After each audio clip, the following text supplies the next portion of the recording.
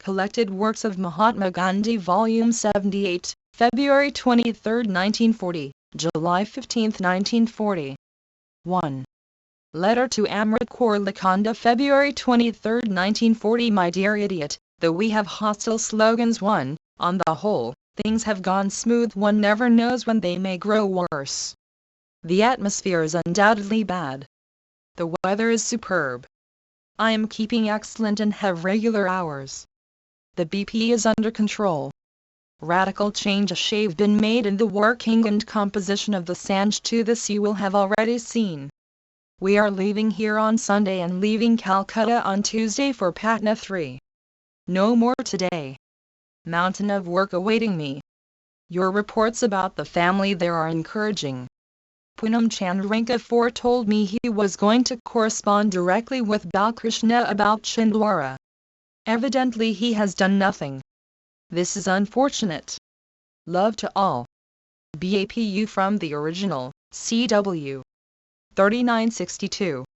Courtesy, Amrit Kaur. Also GN. 72712.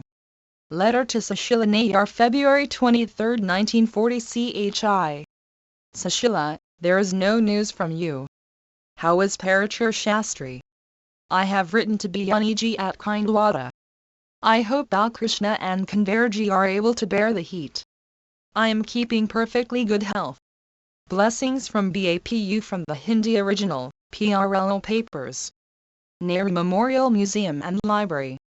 Courtesy, Dr. Sushila Nayar. One Vide speech at Khadi and Village Industries Exhibition, February 20, 1942. Vide speech at Gandhi Seva Sanj meeting v. Pages 22-2-1943 for the Congress Working Committee meeting for President, Provincial Congress Committee, Nagpur. Volume 78, 23 February, 1940-15 July, 1940. 1. 3. Telegram to Sushila Nayar. Sushila Sagaon Warda. Gandhi Seva Sangh, February 24, 1940. Tell Valjibhai take milk treatment with rest. BAPU. From the original, PRLO papers. Nehru Memorial Museum and Library. Courtesy, Dr. Sushila Nayar. 4. Letter to Mirabin. Malakanda, February 24, 1940. CHI. Mira. I have been too busy to write to anybody. I had 2 cheery letters from you after you reached Haryana. It is good you are at peace with yourself and you found in the Pundit a true friend in need. I am glad too that you are keeping well. The company here too is well. I am asking PRL to send you cuttings which will give you some idea. We leave here tomorrow, in Calcutta till 27, Patna 28 to 1st at the most.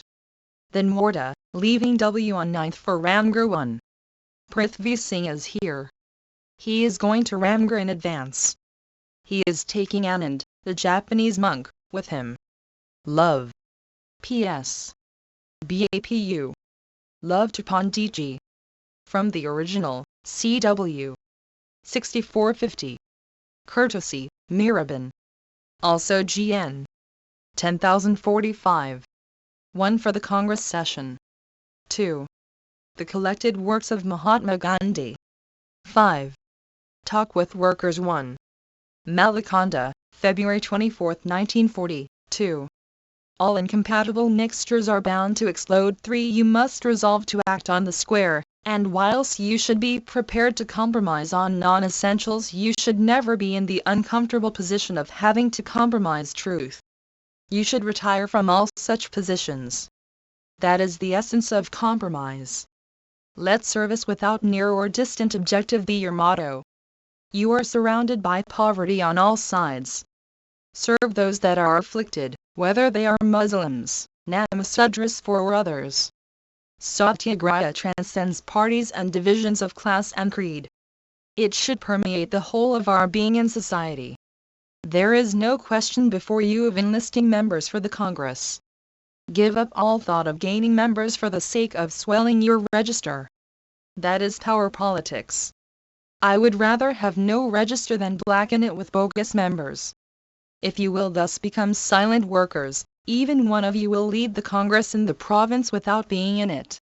I hope you will not now say, what will happen if the Congress is captured by the opponents? You know the Upanishad precept. 5. Enjoy by means of renunciation. Give up the Congress in order to enjoy or have it. The moment I set my heart on some kind of capturing, I am done. 4. No maneuvering to keep your hold on the Congress, no descending from the right path, and you will disarm all opposition. A bogus Congress register can never lead you to Swaraj any more than a paper boat can help you to sail across the Padma. Harijan, September 3, 1940. 1. Reproduced from Mahadev Desai's article Gandhi Seva Sanjay. Gandhiji had this talk immediately before he addressed the Bengal Workers' Conference. Vide the following item. 2. Ibid 3. According to Mahadev Desai, Gandhiji was referring to the disruption in Bengal in spite of a long tradition of educated and self-sacrificing men and women. 4a. Harijan cast from Bengal 5. Ishopanishad, 1. 6. Address at Bengal Workers' Conference 1. Malakonda, February 24, 1940. Gandhiji said that his time was limited and he wanted to say some things to them. The first question that struck him was, what was the meaning of the new manifestation which they were witnessing? Why did some people cry down with Gandhism? Gandhabad Hawk. Point 2. Let us understand that there is a kind of poison in the atmosphere. How are we to fight it? Whether the number of those who shout these slogans is 50 to 500, we may not ignore them. We must try to discover their grievance. We may not treat them with contempt, if we are believers in ahimsa. No argumentum ad hominem will do. It is no answer to say that they are mercenaries, for you may be sure that not any and everyone who is offered a train fare and a wage would consent to come here. They must to an extent believe in their mission. 3. They should remember that these people must bear some ill feeling against certain things. That was why they came. One thing they could understand was that these people wanted to destroy something which they wanted to create. And at the back of their mind is the feeling that Gandhism is out to destroy what they hold dear. If that is the case, they may well desire the destruction of Gandhism. When we see the thing in this light, we can afford to keep our temper. We will then try to meet and plead with them and assure them that we do not desire to obstruct their work, for I do not say that you will immediately win them over, but you will certainly check the spread of the poison. Retaliation is counter-poison, and poison breeds more poison. The nectar of love alone can destroy the poison of hate. 5. These people were raising cries many times a day, but afterwards they became silent of their own accord. It might be if they bore with it in silence their virulence might increase, but they must be prepared for eventualities. They would bear in silence not on account of weakness but through patience, out of which strength would grow. 1. A conference of about 200 constructive workers of Bengal and volunteers of Malakonda was held in the morning. 2. This paragraph is from Amrita Bazar Patrika. 3. The following paragraph is from Amrita Bazar Patrika. 4. Amrit Bazar Patrika here has, if they did not offer resistance, it might be that they would go away after shouting to their heart's content and the poison would not spread. 5. The following paragraph is from Amrita Bazar Patrika. 4. The collected works of Mahatma Gandhi. Therefore let not the cries anger you. Let none of you think of drowning those cries in the cry of Mahatma Gandhi ki hai. You have done well in not shouting cant slogans. You have thereby sterilized theirs, and very little mischief has been done. If the forbearance is based on ahimsa, I am sure they will ultimately be still. When Gandhiji advised workers to devote themselves to constructive work and not to try to keep the Congress organization under their control by any means. They must be prepared to leave the Congress if they were hampered in carrying out the constructive work. The service of the Congress did not lie in foreign membership. There were crores of people who were outside the Congress, but they loved and respected the Congress, and they served the Congress better than those who were in control of the Congress to secure power and position. Gandhi said he would say that those who had silently taken to the charkha were serving the country better than those who were inside the Congress but did not constructive work.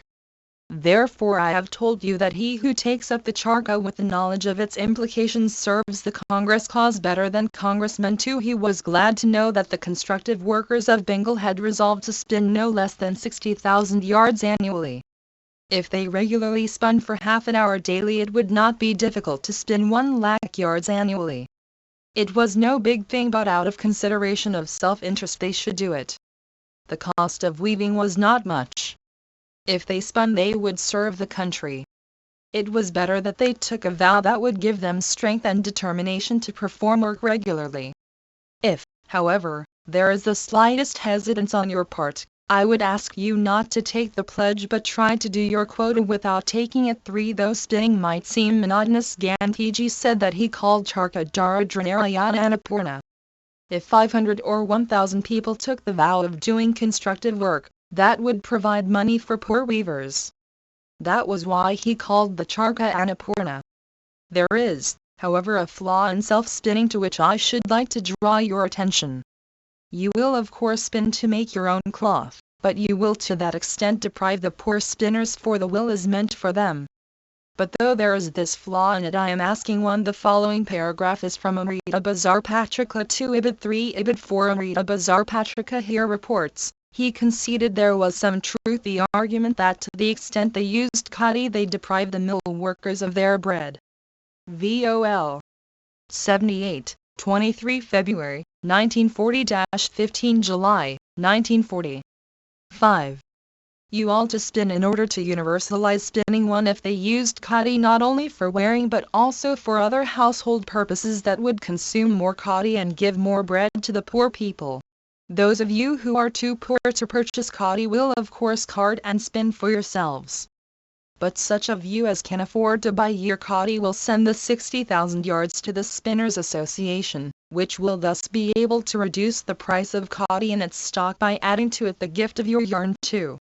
That will enable poor people, who can neither spin for themselves nor purchase khadi today, to buy the khadi thus made cheaper for them. 3 inches. Other countries crores of people were conscripted for military service.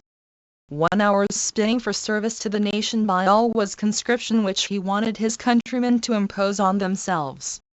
This is what I call voluntary labor tax. In Europe there is compulsory military service. Let us have compulsory non-military service here, for their method was non-violence and they would not resort to violent methods, but he merely asked everybody to give 1 hour's work for national service. This would provide bread for the poor and destitute. All that you do, you will do intelligently, of your free will, and out of a spirit of service. 5. Concluding, Gandhi said the civil disobedience movement would not be possible unless they prepared themselves in this way. So far as he could see, he would not be able to launch civil disobedience unless by constructive work they had succeeded in eschewing violence completely.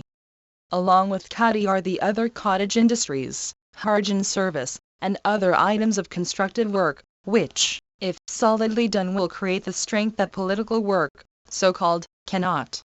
That may preclude the necessity for civil disobedience and will automatically end the Hindu-Muslim tension, abolish untouchability, abolish the squabbles between the leftists and the rightists, and break the chains of slavery.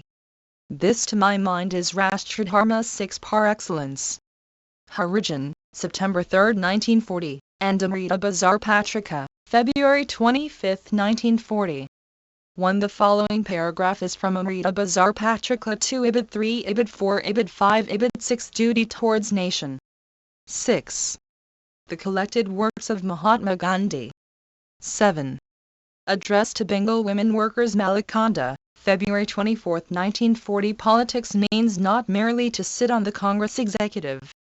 Real politics is in spinning. 1. He drew their attention to the vow taken by the male workers to spin 60,000 yards yarn a year and said that women should spin more than that. Menfolk have taken to spinning, but let me confess that the art comes more naturally to you than to them. One of the reasons is that men have many other avenues of employment. And if Swaraj has to come through the charkha, your share in the fight for freedom is going to be greater. Again, if Swaraj has to come through non-violence, then too your place in the fight will be in the forefront, for nature has given you a greater capacity for suffering than she has to men. In order also to wipe out the reproach of inferiority and subjection that man has imposed on woman, you will take your privileged part in the fight and prove to the world that you are better fighters for freedom than men too. Mahatma Gandhi congratulated them on the management of the kitchen during the Seva Sanj conference and urged them to engage all their spare time in spinning, which he said would bring Swaraj to India. Harijan, September 3, 1940, and the Bombay Chronicle, February 26, 1948. Letter to Ramnarayan Chaudhary, February 25, 1940. CHI. Ramnarayan, your time is fully occupied. Do not take up any more work. Your main job is to attain proficiency in khadi work. It is not at all difficult to do the carding according to the Andhra method. Consult Krishnadas. BAPU from Hindi Bapu, Main Kaya Dekha, Kaya Samjha, pages 133. 1. This and the following paragraph are from the Bombay Chronicle. 2. What follows is from the Bombay Chronicle. Volume 78, 23 February, 1940-15 July, 1940. 7. 9. Speech at Public Meeting 1 Malakanda, February 25, 1940. Mahatma Gandhi at the outset expressed gratification that he was able, after many years, to meet so many people here. Gandhiji said, I have been presented a purse of Rs 18,000.2. This money will be spent in Bengal for the service of the poor. I have nothing to tell you new. 4 resolutions were passed at the Nagpur Congress. 3. I regard them as 4 pillars of the country's independence. Those included Hindu-Muslim unity, untouchability, prohibition and charka. If we can give effect to those 4 resolutions, Swaraj will be won automatically. I have the same if not more regard for those programs today 4 inches that program millions of the masses could take part. I hope the vast gathering here, which consists of Harijans and Muslims as well, will fulfill those programs.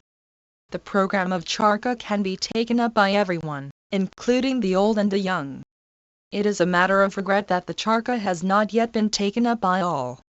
It pains me that most of you who have come here are not clad in khadi. If you spin your yarn, you will not have to complain to me of the dearness of khadi. If you spin for half an hour daily, you can meet your own requirements of cloth. If you are not prepared to devote 1 hour a day to spinning, how can we claim to attain Swaraj? People of other countries make huge sacrifices in retaining their independence. If we pin our faith on Ahimsa, we will not have to spend crores of rupees nor sacrifice millions of people for our independence. Till my death, I will talk of no other means of achieving independence. I would repeat the program that I have laid before the country. Women can take more effective part than men in achieving independence through Ahimsa. Women as much as men must work side by side for the country's independence. Whether in charka or removal of untouchability, they must not lag behind men. From times immemorial, in India it had been the duty of women to spin. Even today women spin more than men. If charka be the sole weapon for winning Swaraj, then women can certainly contribute more than men. 1 Gandhiji addressed a gathering of 50,000 before his departure for Calcutta in the afternoon. 2 This was the balance from the money collected for the session of Gandhi Seva Sanj 3 inches December, 1924. The following sentences from Amrita Bazar Patrika. 8. The collected works of Mahatma Gandhi. Towards the country's independence. 1. My prayer to God is that women of India may be inspired with the ideal of the charka and induce their relations to take to the charka. The Bombay Chronicle, February 26, 1940, and Amrita Bazar Patrika, February 26, 1940. 10. Question box. Constructive Organizations. Q.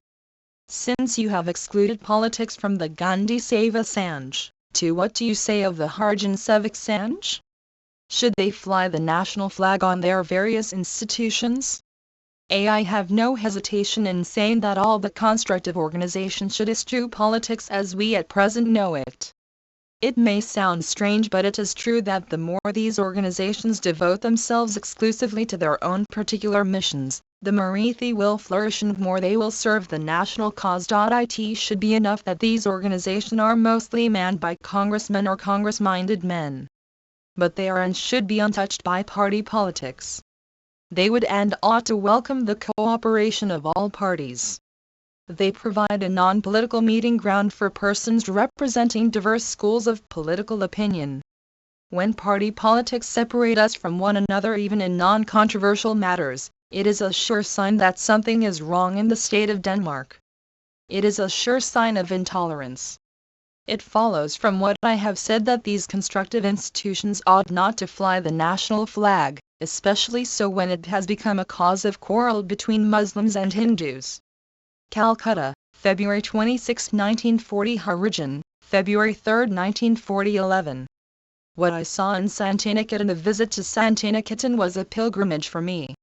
I had long intended to go there, but the opportunity offered itself only on my way to Malakanda. Santiniketan is not new to me. I was first there in 1 Amrita Bazar Patrika adds here, and establish a precedent in world history. 2 Vide speech at Gandhi Seva Sanj meeting 2nd, February 22, 1940. Volume 78, 23 February, 1940-15 July, 1940. 9. 1915. When it was yet taking shape, not that it is not doing so even now. Gurudev is himself growing. Old age has made no difference to the elasticity of his mind. Santiniketan will therefore never cease to grow so long as Gurudev's spirit broods over it. He is in everyone and everything in Santiniketan. The veneration in which he is held by everyone is uplifting because it is spontaneous. It certainly uplifted me. The title the grateful students and staff gave him accurately describes the position he commands in Santiniketan. He does so because he has lost himself to the place and the congregation. I saw that he was living for his dearest creation, Visva Bharati. He wants it to prosper and to feel sure of its future.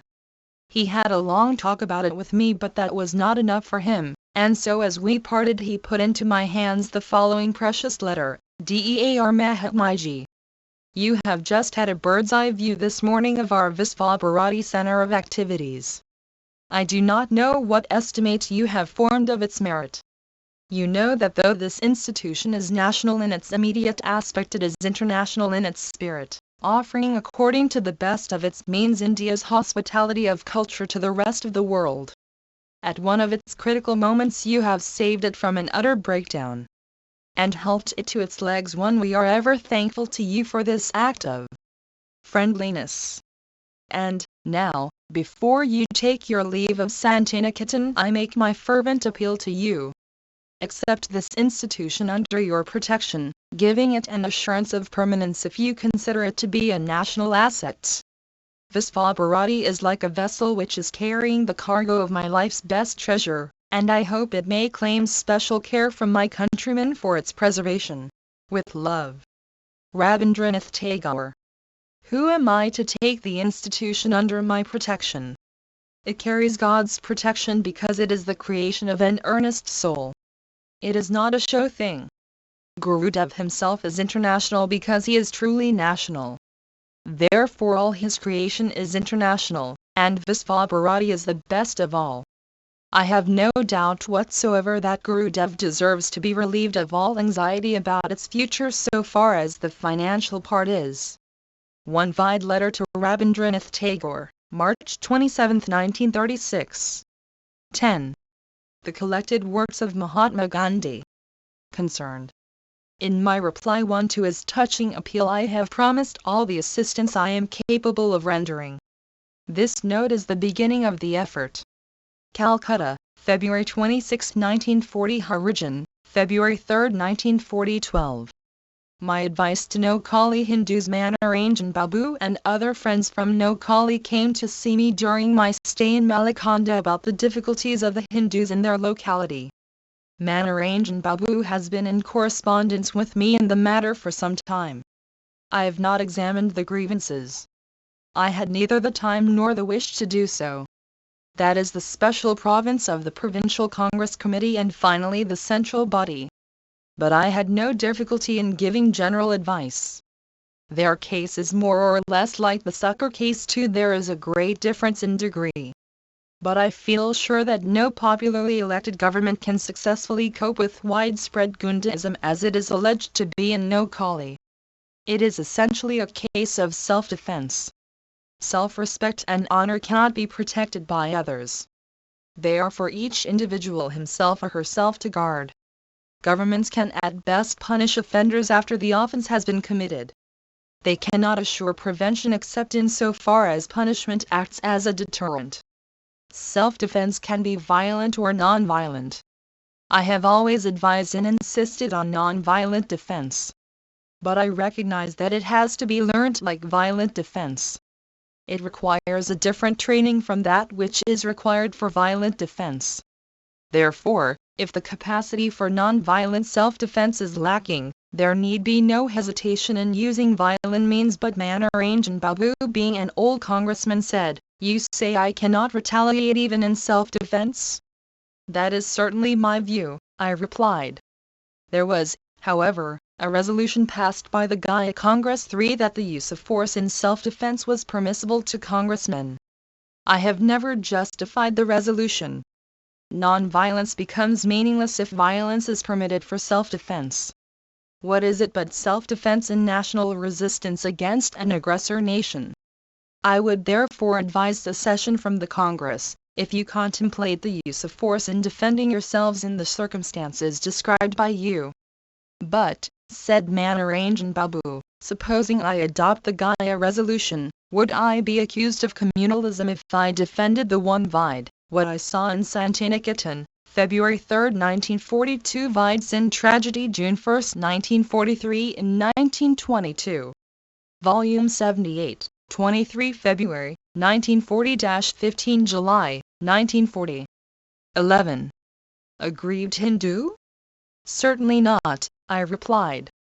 In the first place, you do not cease to be Hindu because you are a congressman. You will, however, be guilty of communalism, if you sided with Hindus right or wrong.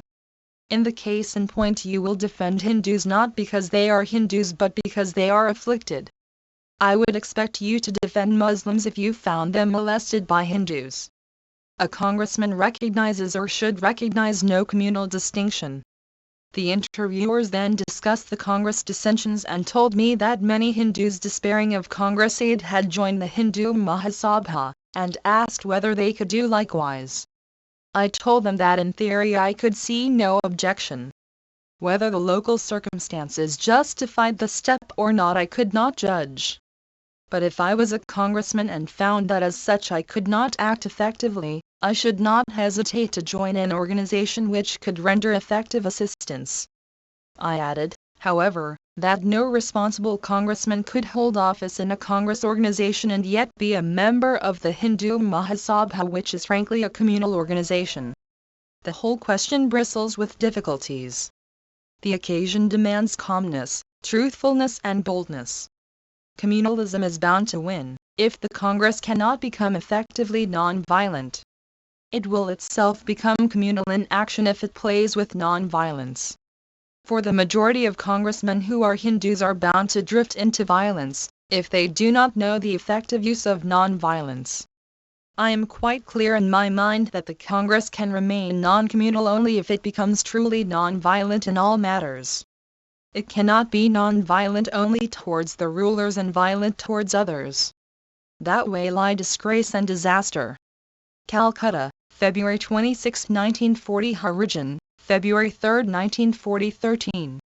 The right step. It was not without a pang that I advised the important step taken by the Gandhi Seva Sanj 1. The harakiri was performed when the Sanj was in full bloom of life. Kisharullah Mashruwala is one of our rare workers. He is indefatigable. He is conscientious to a fault. No detail escapes his vigilant eye. He is a philosopher and popular writer in Gujarati. He is as good a Marathi scholar as he is a Gujarati scholar. One at its meeting on February 22, 1940. Vide resolution at Gandhi Save Assange, December 2, 1940. 12. The collected works of Mahatma Gandhi. He is singularly free from race, caste or provincial pride or prejudice. He is an independent thinker. He is no politician. He is a born reformer. He is a student of all religions. There is no trace of bigotry in him. He avoids responsibility and publicity. And yet there is no man who, having undertaken responsibility, would discharge it with greater thoroughness than he. It was with great difficulty that I succeeded in persuading him to become president of the Gandhi Save Assange. His industry and single-minded devotion brought the Sanj the importance and usefulness it has shown. In utter disregard of his health, I count this no merit but a demerit in a public worker. He made himself available to all seekers at all times. No wonder he became indispensable to the Sanj. With infinite care he produced a constitution for the Sanj which can be used as a model by any such organization. I mention these details not to glorify Kishorelal. He needs no glorifying. I mention them for my own satisfaction and to show the reader, and especially the retiring members and the numerous sympathizers of the Sanj, that the step was not taken without the utmost deliberation. For the past 2 years we, its builders, have been groping. We have been feeling that it was not performing the function worthy of its ideals. It has ever remained untouched by party or power politics. It was born to support and popularize the constructive part of the Congress program. Kishorelal was wearing himself out to make it effective. But we were not satisfied with the result. With our vaunted boast that as votaries of the Gita we were not concerned with results, there should have been no internal dissatisfaction. But it was there. The cause, as it has turned out, was not poverty of results but poverty of the mission. We were, at least I was, groping for the exact mission of the Sanj apart from its function of being a distributing agency for funds donated or collected by Jamnalalji for the support of constructive Congress workers. It was in Malaconda that I discovered the central disease and the remedy. The Sanj was a superfluity so far as the mere carrying out of the constructive program was concerned. For the necessity had brought into being the AISA, the Harijan Sevak Sanj, the AIVIA, and the Talimi Sanj. Was there nothing else for the Sanj to do which would be worthy of the ability and sacrifice of workers like Kishorelal? Painfully the answer came in Malaconda. The Sanj has to explore the possibilities of ahimsa in all walks of life. It has to find out whether in reality the activities known as constructive have vital connection with, or are inevitable consequences of, the application of. Volume 78, 23 February, 1940-15 July, 1940. 13. Ahimsa to national life. Ahimsa in theory no one knows. It is as indefinable as God. But in its working we get glimpses of it as we have glimpses of the Almighty in His working amongst and through us. It is the function of the Sanj to apply their mind as scientists to this laborious task. The constructive activities of the different organizations furnish the Sanj with ample data for its investigations. When the mission was discovered we found that we were poor in missionaries for shouldering the tremendous responsibility.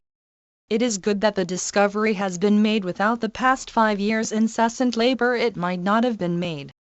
The Sanj has been kept alive in the hope that the right men, maybe women, would be forthcoming to approach the mission than which no nobler is to be found. Let the retiring members know that for them, too, the work has only now begun. Let them become unseen and silent workers in the research laboratory and send their results to the Sanj. Their legal connection with Kishorelal is finished. The pure and unbreakable connection has only now begun.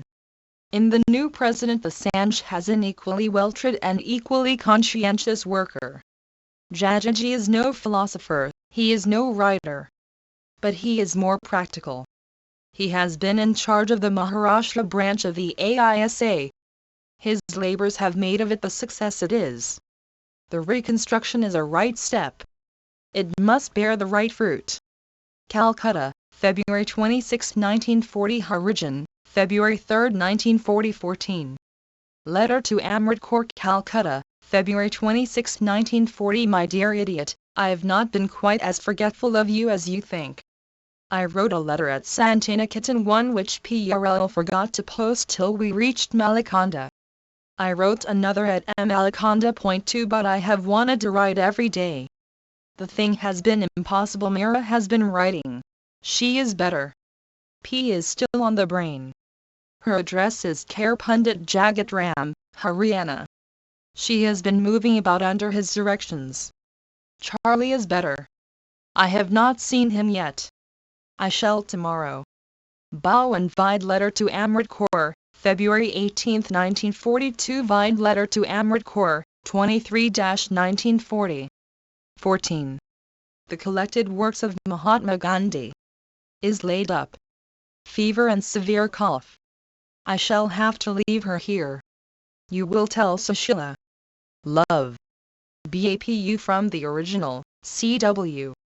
3963. Courtesy, Amrit Kaur. Also GN. 727215.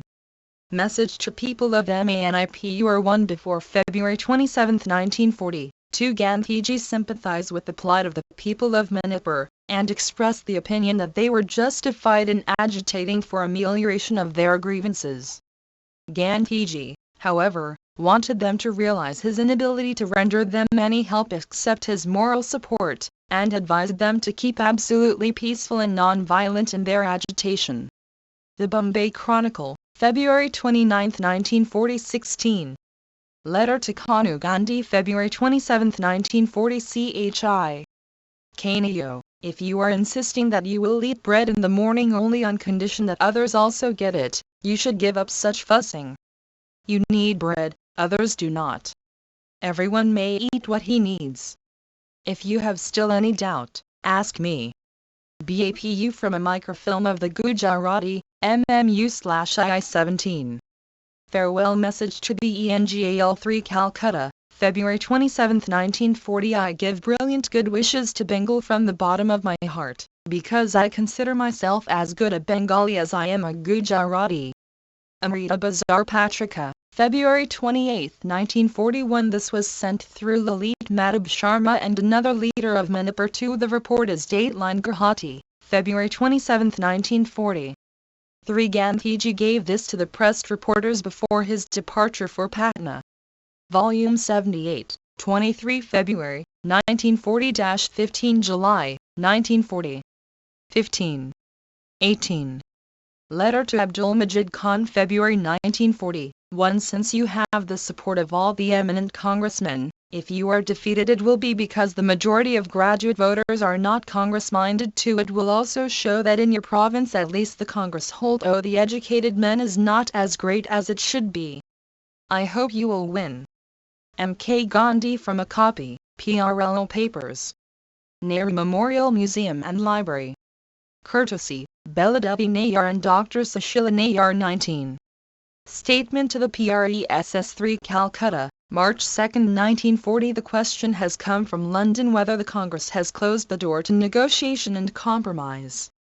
My interpretation of the resolution 4 is that the Congress has not closed the door. It has been closed by Lord Zetland. 5. There can be no negotiation on his terms so far as the Congress is concerned. India will not be a helpless partner in her own exploitation and foreign domination. The Congress will not rest till India is a free country as Britain is. And if India accepts non-violence as her settled policy, she will be freer than Britain.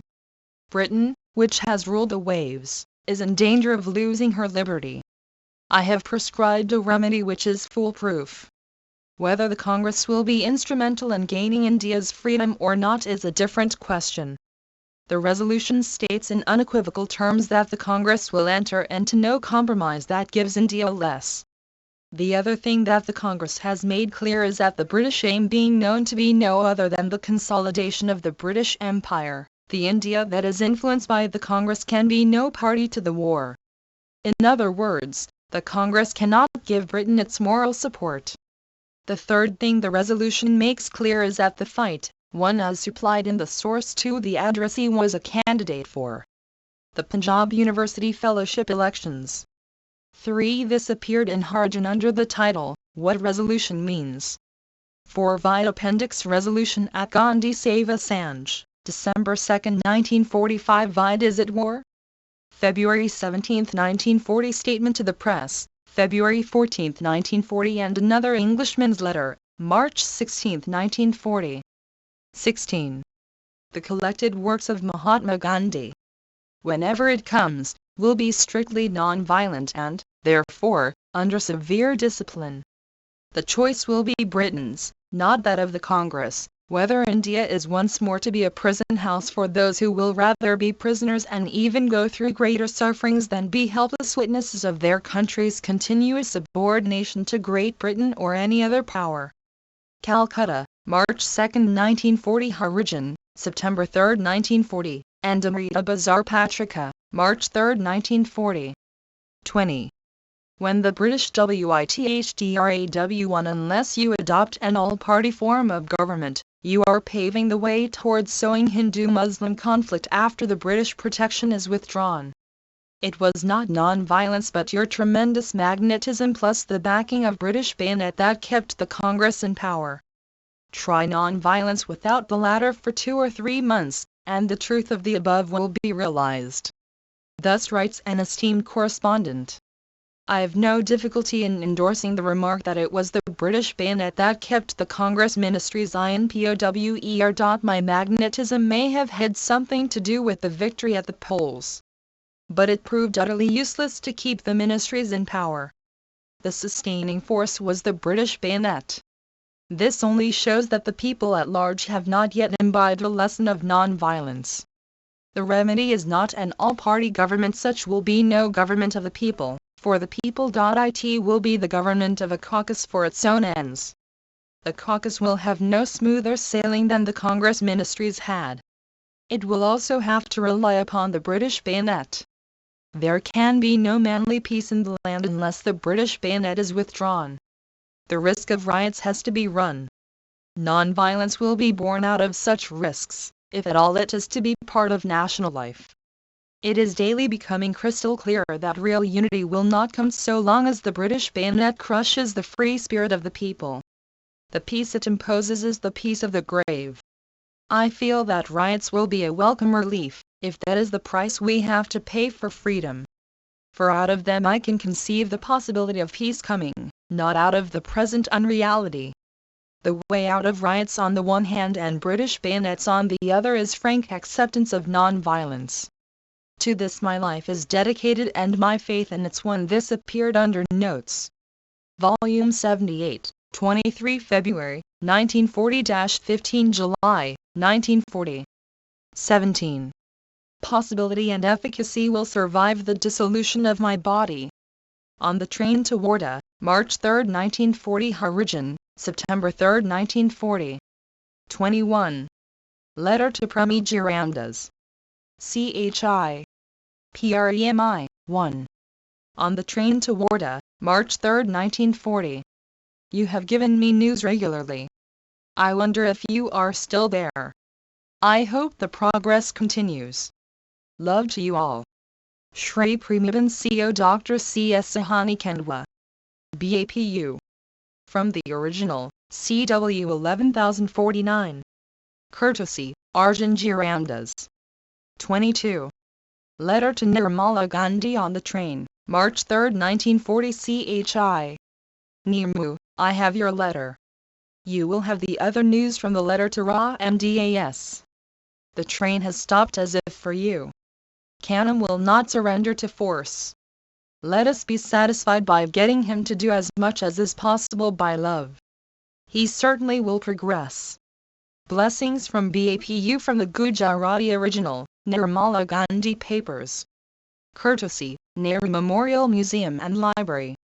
1. This is in the Devanagari script. 18. The collected works of Mahatma Gandhi. 23. Letter to Prabhavati March 3, 1940, 1 CHI. Prabha, I had your letter. I am very happy to know that you are quite well. Ba is better now. She is with me. She will not accompany me to Ramgarh. We shall be there on the 10th.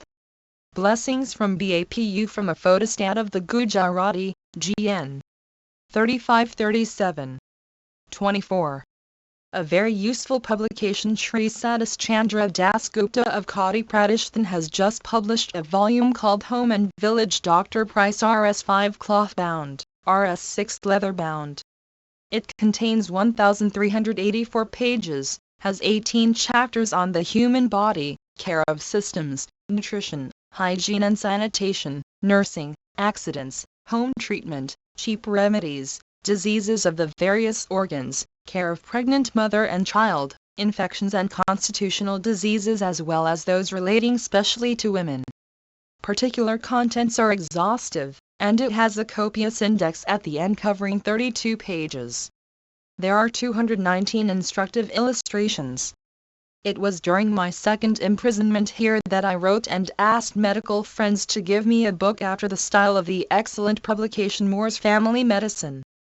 I wanted, however, something better and more indigenous in the sense that a layman serving in villages could handle with ease. A book was promised, but the promise could not be fulfilled.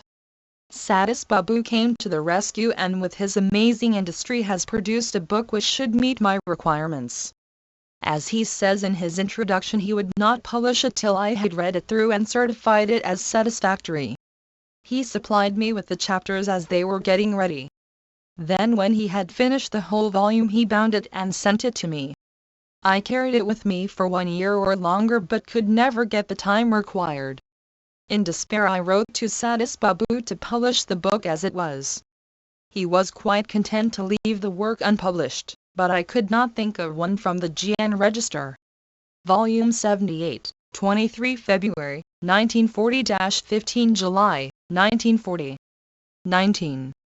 Allowing such labor of love given with infinite care to be lost. I confess that I do not quite like the bulk of the volume. If I could have revised it, probably it would have been curtailed. But Satish Babu has erred, if he has erred at all, on the safe side.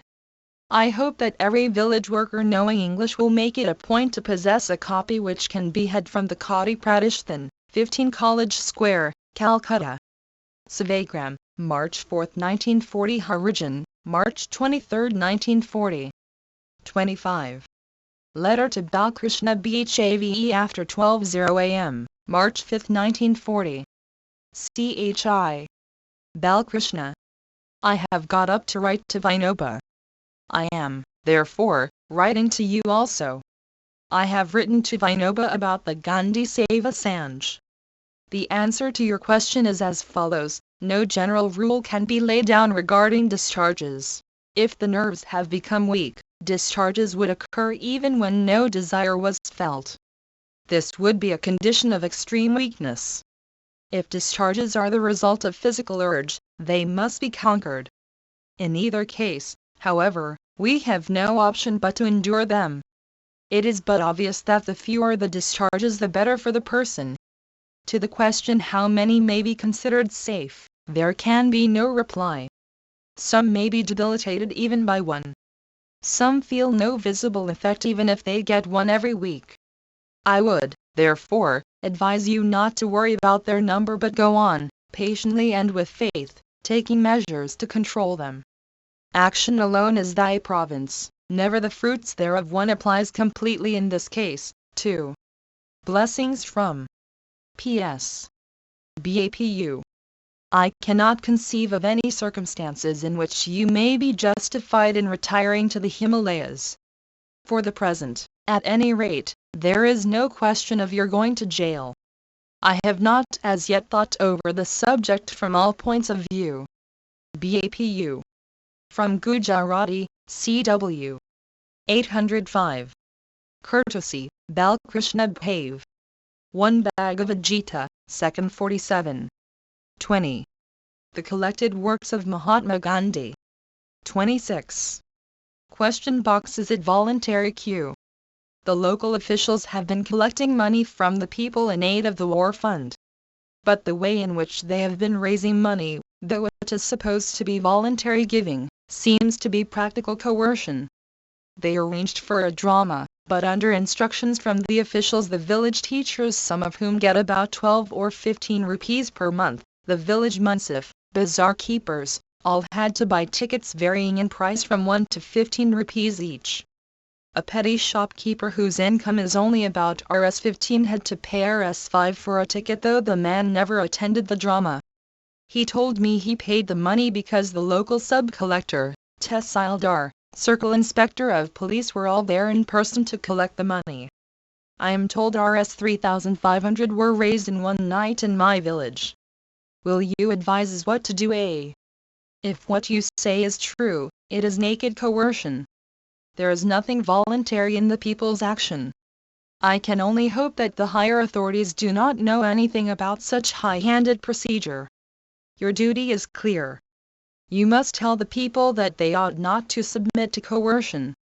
They are as free to refuse to buy tickets as they are free to buy them. You and they should run the risk involved. You in instructing the people, and they in refusing to pay. A young man's dilemma. I am a young man of 22 years. Is it legitimate for me to refuse to oblige my father in the matter of marriage if I do not wish to marry? According to the Shastras and also reason, children when they reach the age of discretion, which the former prescribe as 16, become their parents' friends, that is, are free from parental dictation. They are still bound to consult them and defer to their wishes wherever they can. You are full grown, and in a matter so vital as marriage you should respectfully refuse to marry if the match is not to your liking or for any other valid reason. A domestic difficulty. I am a young man of 23 years. For the last 2 years, I have been using pure khadi only. For the last 28 days I have been spinning regularly in my leisure time. But my wife refuses to wear khadi. She says it is too coarse. Should I compel her to use khadi? I may also mention that I find our temperaments are incompatible. This is the common lot of life in India. I have often said that the husband, being the stronger and more educated party, has to act as tutor to his wife and put up with her defects, if any. In your case you have to bear the incompatibility and conquer your wife by. Volume 78, 23 February, 1940-15 July, 1940. 21. Love, never by compulsion. It follows that you cannot compel your wife to use khadi. But you should trust your love and example to make her do the right thing. Remember, your wife is not your property any more than you are hers. She is your better half. Treat her as such. You will not regret the experiment. Another domestic difficulty. I am married. My wife is a good woman. We have children. We have lived together in peace hitherto. Unfortunately, she came across someone whom she has adopted as her guru. She has received Guru Mantra 1 from her and her life has become a closed book for me. This has given rise to coolness between us. I do not know what I should do. Rama, as portrayed by Tulsidas, is my ideal hero. Should I not do what Rama did, and cut off all connection with my wife? Tulsidas has taught us that we may not indiscriminately imitate the great. What they may do with impunity we may not. Think of Rama's love for Sita. Tulsidas tells us that before the appearance of the golden deer the real Sita at the behest of Rama disappeared in the clouds and the mere shadow remained. This fact was a close secret even from Lakshmana. The poet further tells us that Rama had a purpose which was divine. It was with this shadow of Sita that Rama dealt, after the appearance of the golden deer on the scene. Even so, Sita never resented any single act of Rama. All such data would be lacking in any mundane case, as they are lacking in yours. Therefore my advice to you would be to bear with your wife and not interfere with her so long as you have no cause of complaint against her conduct. If you adopted someone as your guru and had your guru mantra, and if you did not impart the secret to your wife, I am sure you would not relish her resenting your refusal to disclose the secret. I admit that between husband and wife there should be no secrets from one another. I have a very high opinion of the marriage tie. I hold that husband and wife merge in each other. They are 1 in 2 or 2 in 1, but these things cannot be regulated mechanically. All things considered, therefore, since you are a liberal-minded husband, you should have no difficulty in respecting your wife's reluctance to share the secret with you. Muslim weavers and mill yarn Q. By insisting on the use of certified khadi only, you have delivered a very severe blow to the Muslim weavers on the one hand who are mostly using mill yarn, and on the other to the consumer who is thus induced to purchase certified khadi, which is notoriously dear. I am a Muslim working for the uplift of the weaver class. I appeal to you to remove this double hardship by sanctioning the use of hand-woven 1A mystic formula prescribed by a guru. 22. The collected works of Mahatma Gandhi. Mill yarn khadi. A. There is no communalism in khadi.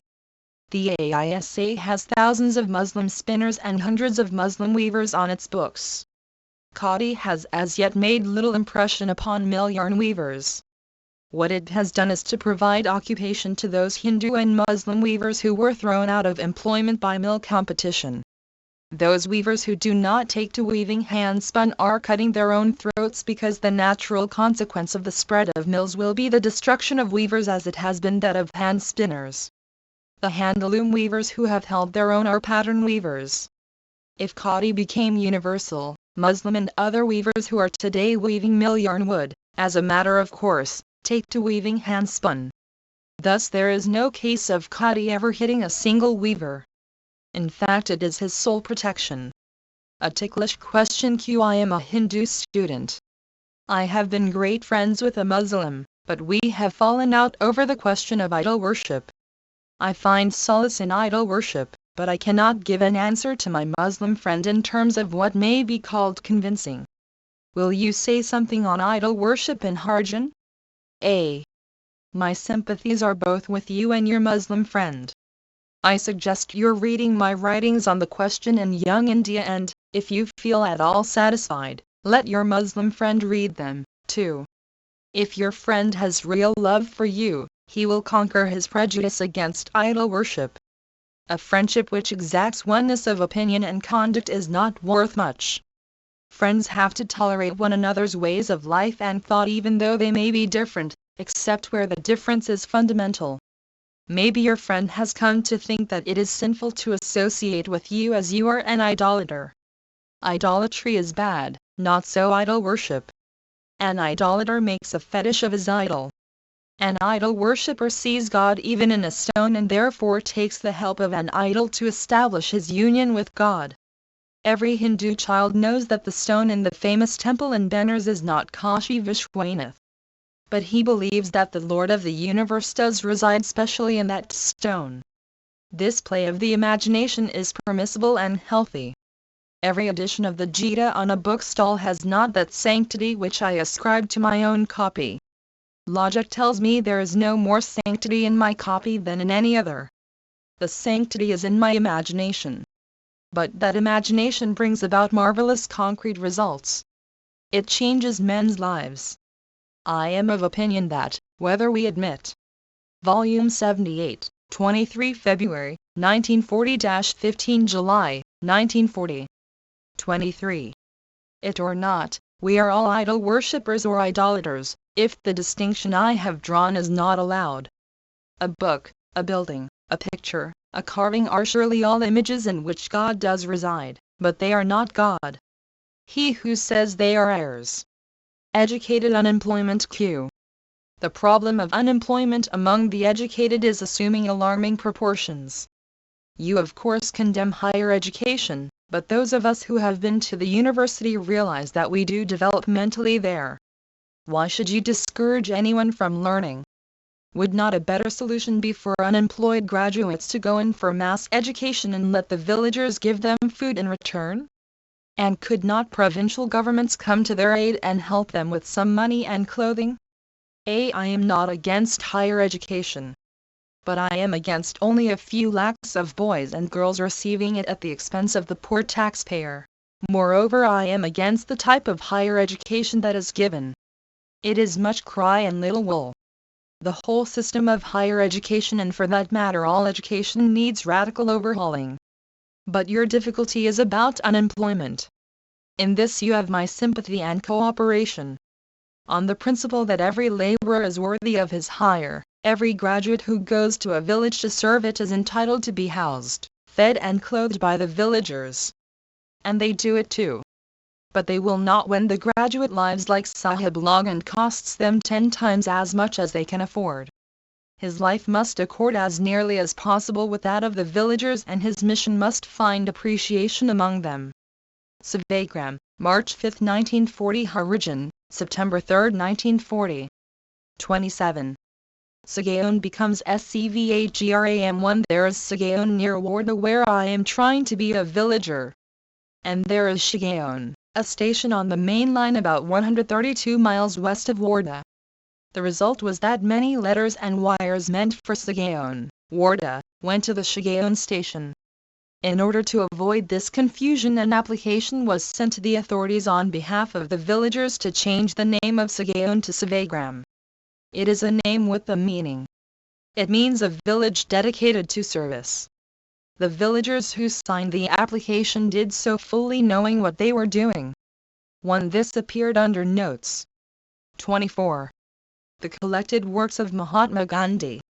Let us hope they will live up to the meaning of the name they have chosen to give to their village.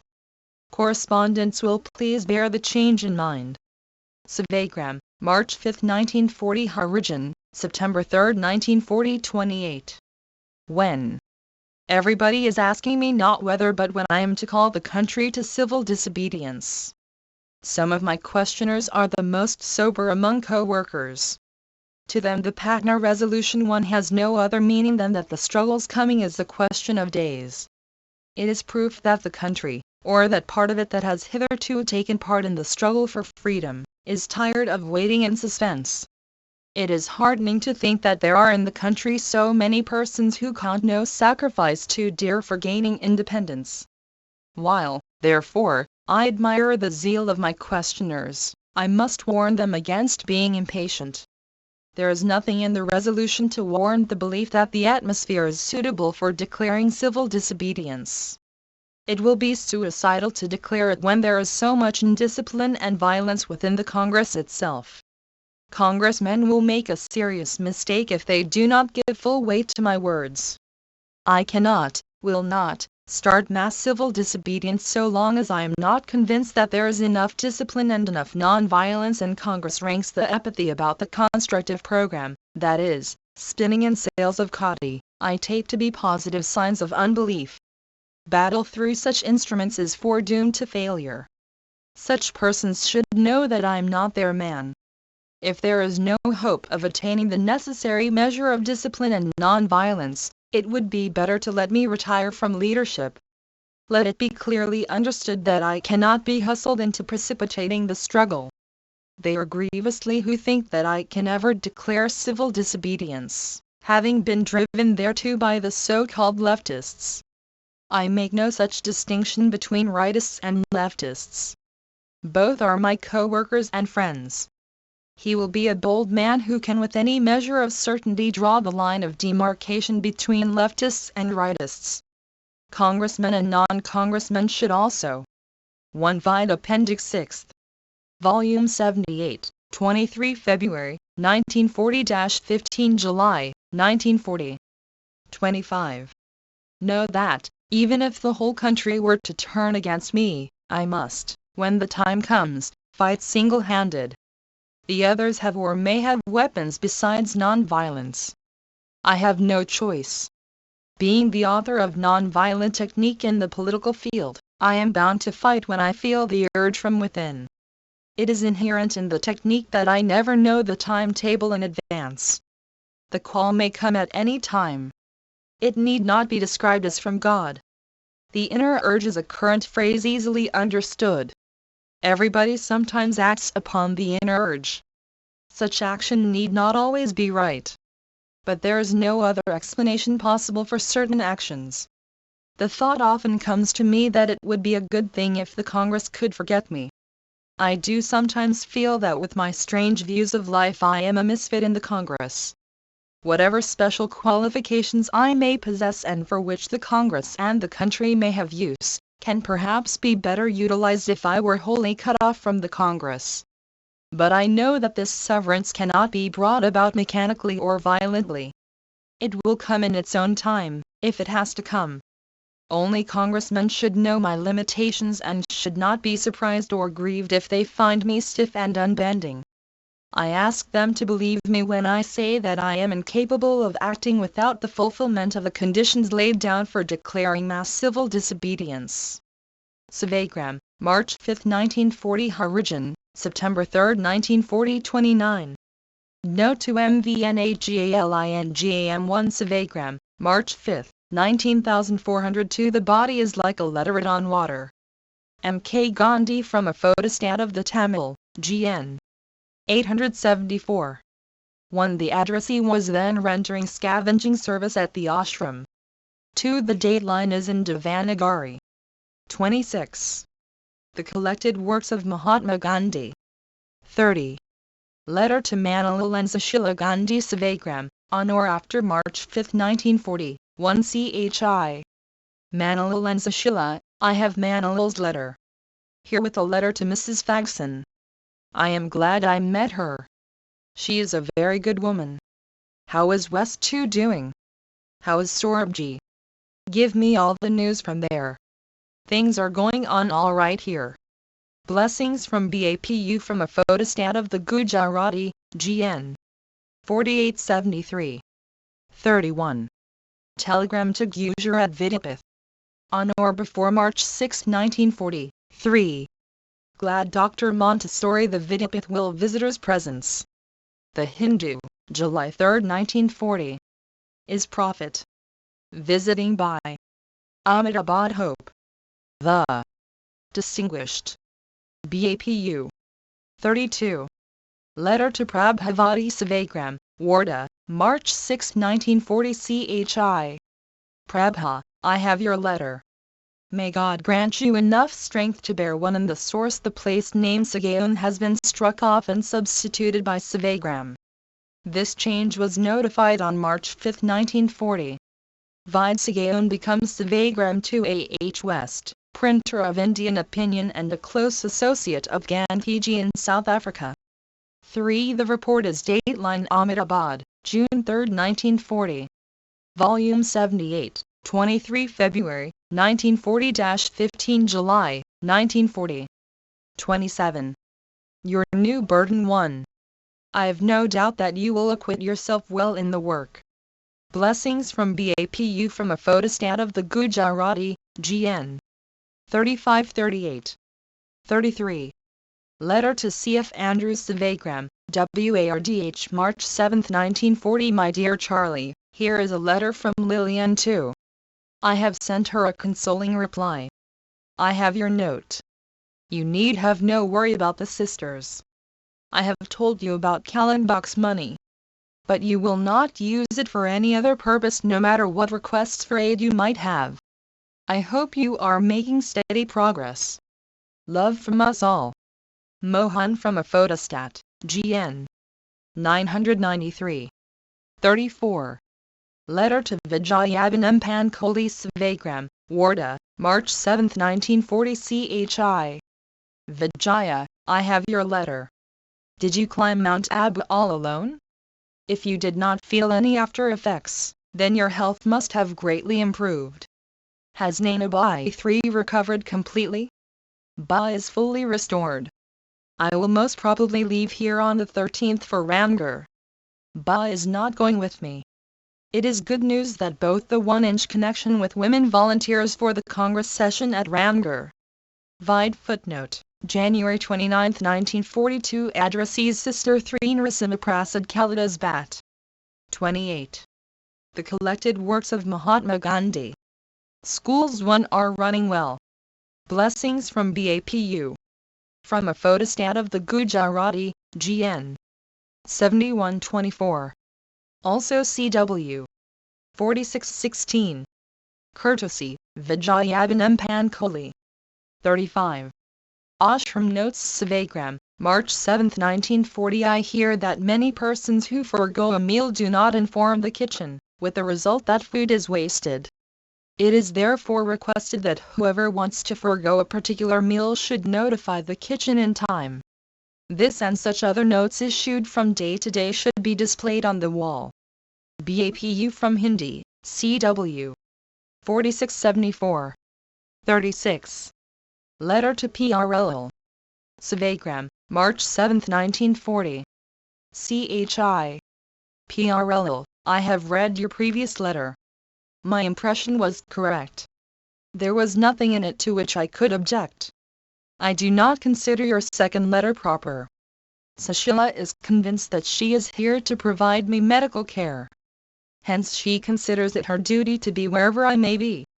She says that it is of no consequence to her whether I accept this position or not. She will be content if I always keep her with me. She will be ready to make exceptions in cases of emergency sickness. If I take her along with me with any other thought, it will be sheer self-deception. Hence, as I view the situation, it presents a dilemma.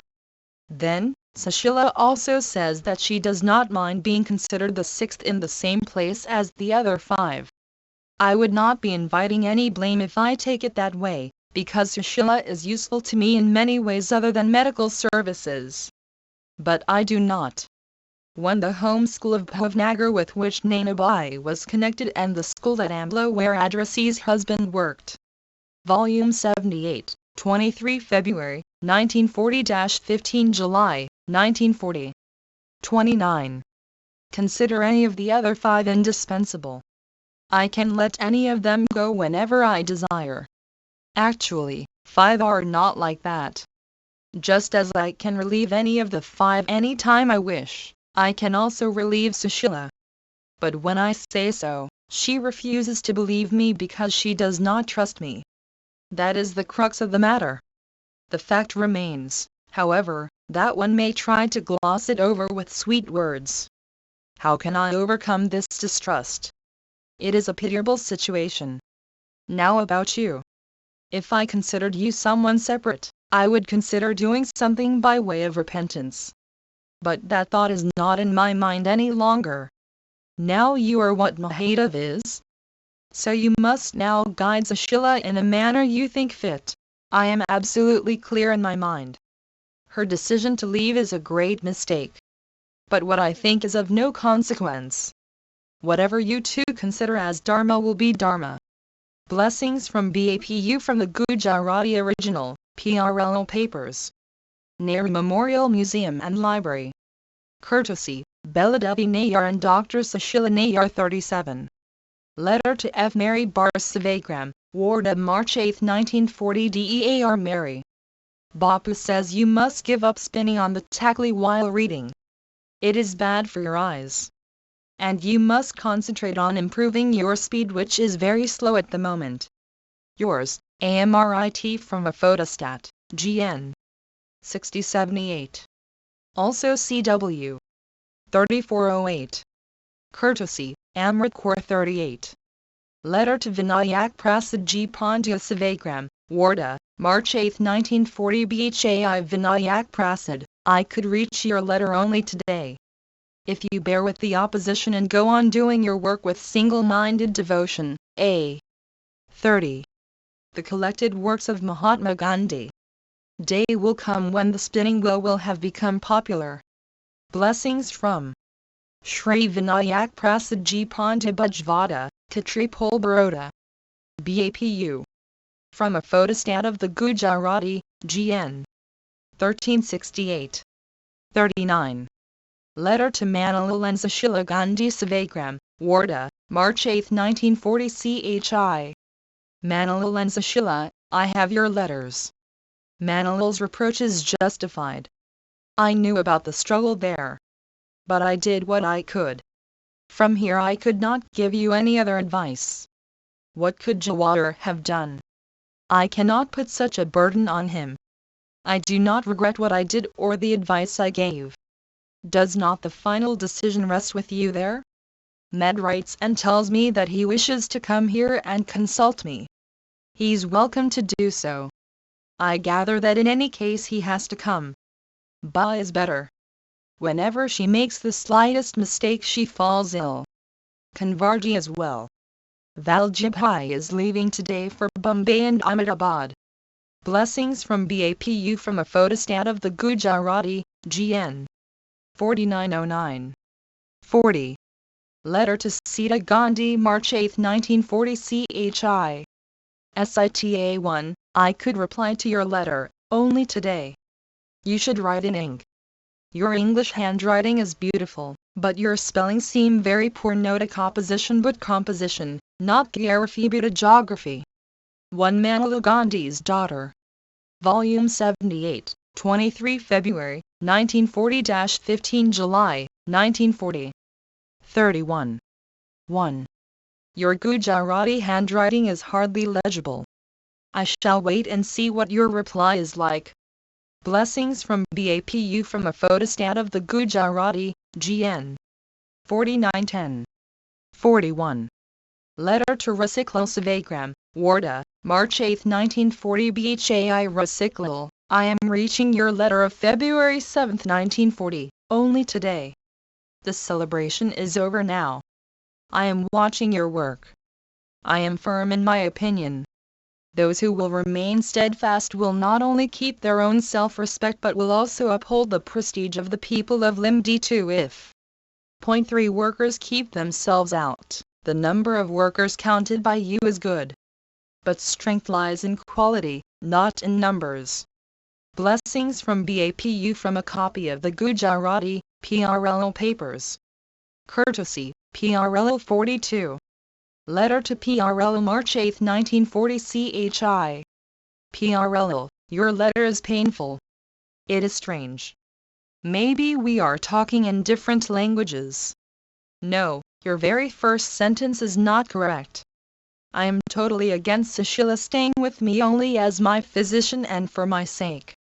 I have never kept her with me on those terms and I am not keeping her like that today. I have kept her as my daughter and sister. I still wish to keep her. But I see that I have committed a grave fault. I followed the path of untruth. I let her believe that she is with me only as my physician. If she goes, it will be one. The source has these words in English to Vide Limdi, August 31, 1939. 3. The word is unintelligible. 32. The collected works of Mahatma Gandhi. My expiation. What else should I write? What can I do when language is ineffective? The circumstances have not changed. My untruth has come to light. Blessings from BAPU from the Gujarati original, PRLO papers. Nehru Memorial Museum and Library. Courtesy, Beladevi Nayar and Dr. Sushila Nayar 43. Letter to Narandas Gandhi Savagram, Warda, March 10, 1940 CHI. Narandas, I have your letter. May your faith bear fruit. Write to Sardar from time to time. I am sure you keep Nanal informed, too. Blessings from BAPU from a microfilm of the Gujarati, MMU/II. Also CW. 8571. Courtesy, Narandas Gandhi 44. Letter to PRL March 10, 1940 CHI. PRL, this letter is not a little painful. Though painful I shall bear it, as I am doing. The words you put into my mouth express your belief, not mine. Only the portion which seems superfluous is real. Neither S. nor anyone else is indispensable to me. Nor can anyone have a higher or a lower place. Such a fear can never be real. What I see is that I have lost the trust of both of you. Where is the question of argument where there is trust? If S feels humiliated in staying here or if it will mean her undoing, I must put up with her departure. S is not at all superfluous. She enjoys the same position which Mahadev and you enjoy. She is with me not as my physician, but as she happens to be with me, I avail myself of her medical skill. Blessings from BAPU from the Gujarati original, PRLO papers. Nehru Memorial Museum and Library. Courtesy, Beladevi Nayar and Dr. Sushila Nayar. Volume 78, 23 February, 1940-15 July, 1940. 33. 45.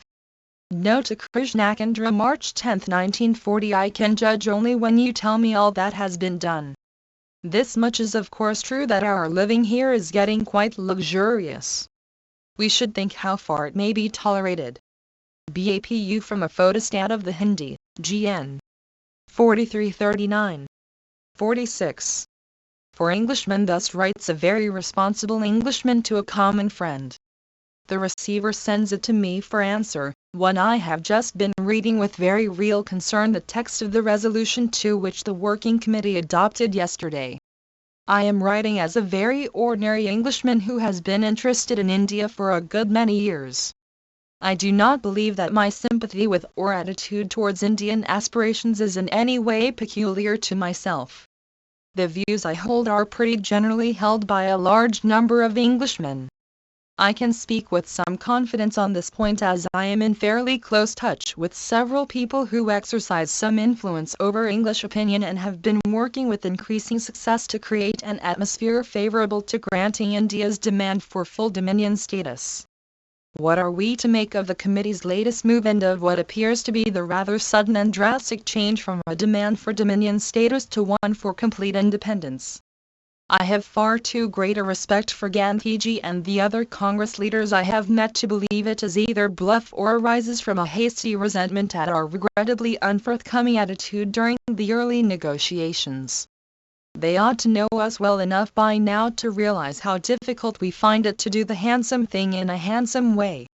And yet on the whole I think it is our manners which are at fault more often than our intentions. One only excerpts are reproduced here. 2 Vide Appendix A Resolution, January 3, 1940. 34. The collected works of Mahatma Gandhi. If, therefore, the resolution must be taken to mean what it says, and we are invited to remove ourselves bag and baggage forthwith, I cannot help asking you very seriously whether you are really able to rule India without any help from us. When I was up on the frontier last summer I met a number of large and fierce gentlemen who were literally gloating at the prospect of enjoying themselves at India's expense once the English were gone. There are also, I believe, other parties who would not hesitate to exploit the difficulties of the new Indian Republic. Non-violence is, I admit, a powerful weapon against people with some prejudices against the physical coercion of those who do not defend themselves, but I doubt its effectiveness against those who regard the whole idea with contempt. Can you keep these forces in order, or are we to contemplate handing India over to administrative chaos and possible, even probable, civil war? You may say that that is your affair, and if such difficulties arise you will deal with them in your own way, but that does not ease my mind. I am not concerned to defend either the circumstances under which we got control over India in view of her defenseless condition in the latter part of the 18th century. Some other power would no doubt have taken advantage of it, if we had not, or the way we have treated her since, for the worse our record may be made to appear the more incumbent it is upon us, in my opinion, not to divest ourselves of our responsibilities of the penalties of our own misdeeds, if you like, until there is an equally stable as well as a more enlightened administration ready to take over from us.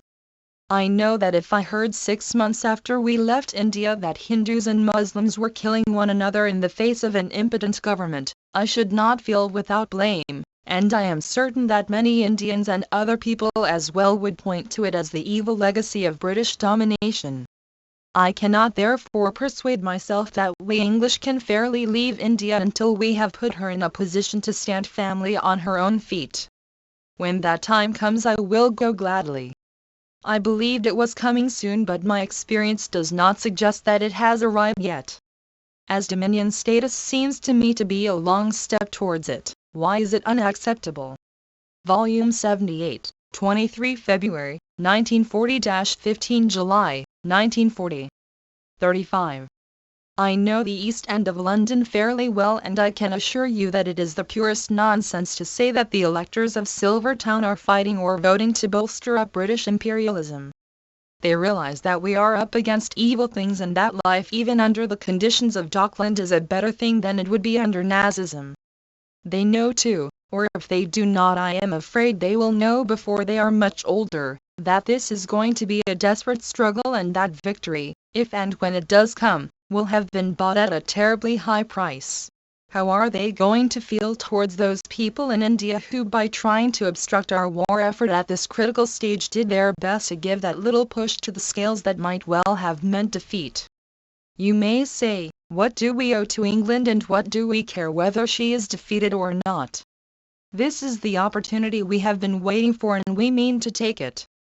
Civil disobedience and the troubles to which it will certainly give rise will embarrass us seriously and cause exasperation, if not much worse, between people who ought to be friends, but I do not see how by itself it is going to get rid of us, particularly when we are mobilized. If it is unsuccessful and we win the war in spite of it, the very people who, I firmly believe, would have recognized India's forbearance to add to our difficulties in the most generous way will feel a resentment which it will take a generation to dissipate. If on the other hand you are able to make us lose the war, do you really believe that the Germans or Russians will either keep their hands off India or will be more active in giving her complete independence than we have been? If your answer is no, then would you sooner be ruled by Nazis or Bolsheviks than by us? I do believe I have been honestly sympathetic towards Congress aspirations and so far as my limited experience goes have tried honestly to interpret them to friends in England. But this latest development I cannot understand or justify either on grounds of logic or even of expediency. Can you help me? I know I shall be getting enquiries from home before long and should like to answer them fairly.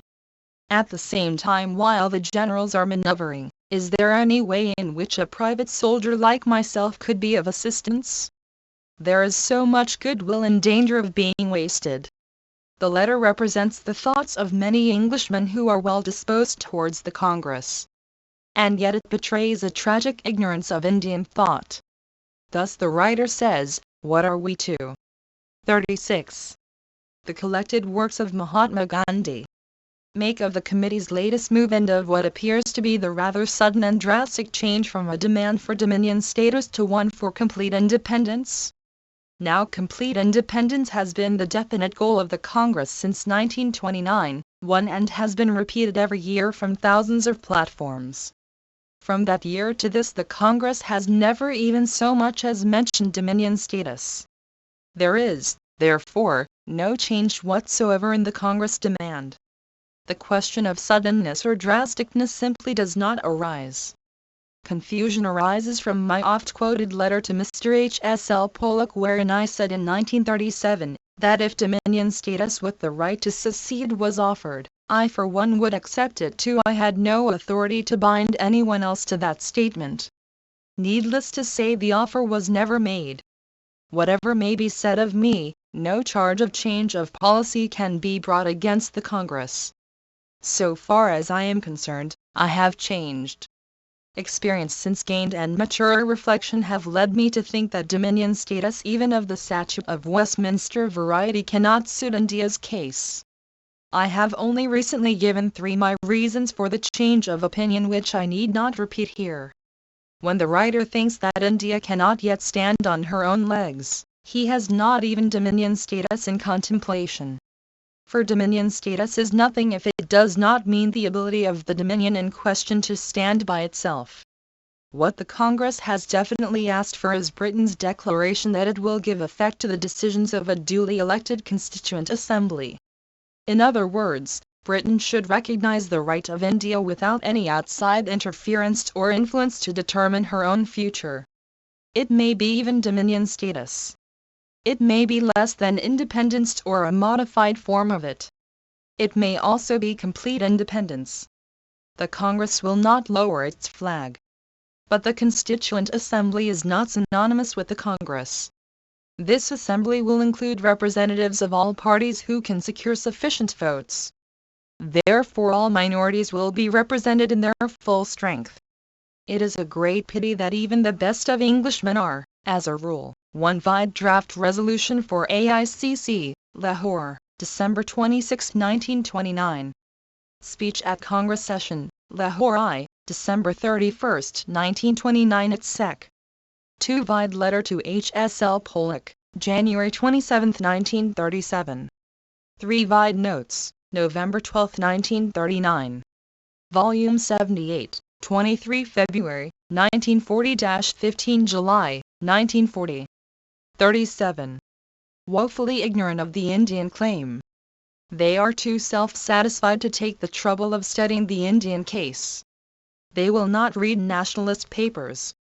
They take their opinions from the Anglo-Indian papers, which themselves generally betray amazing ignorance about the thoughts, aspirations and acts of nationalist India. It has been the lot of the Congress to be misrepresented from its inception.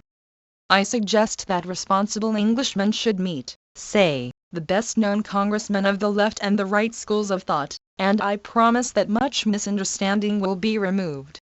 It may be that even then there will be honest differences of opinion. These will always exist. The writer dreads to think what will happen to India if Englishmen were to vacate the country bag and baggage. Such a contingency is inconceivable in a non-violent struggle. The end of non-violent action is a friendly settlement. If he means merely the English soldiers, they will certainly go if they will not serve independent India, or if they are not wanted because they are too expensive or for any other cause. It must not be forgotten that the Indian struggle is not anti-British, it is anti-exploitation, anti-foreign rule, not anti-foreigners. Underlying the writer's fear is the possibility of India deciding upon something beyond its capacity. This honest English belief in the incapacity of India to come to a sane judgment or to defend herself against civil war or foreign aggression is perhaps the greatest stumbling block in the way of an honorable settlement. If the fear is justified, the only antidote is to run the risk and let India learn wisdom and the art of self-defense by becoming free. Any other course means almost perpetual helplessness and foreign domination. Surely it is better for India, England and the world that a helpless subcontinent runs the greatest risk for coming into its own than that in its sickness it becomes a dead weight to itself and the world. The distinguished writer seems to admit the wrong Britain has done. It will not be undone by Britain being the judge of India's destiny and cherishing the distant hope that one day India will be fit enough to shoulder full responsibility for internal and external defense. The very argument advanced by the writer against India determining her future seems to me to be conclusive for ending British rule at the earliest moment possible. 38. The collected works of Mahatma Gandhi.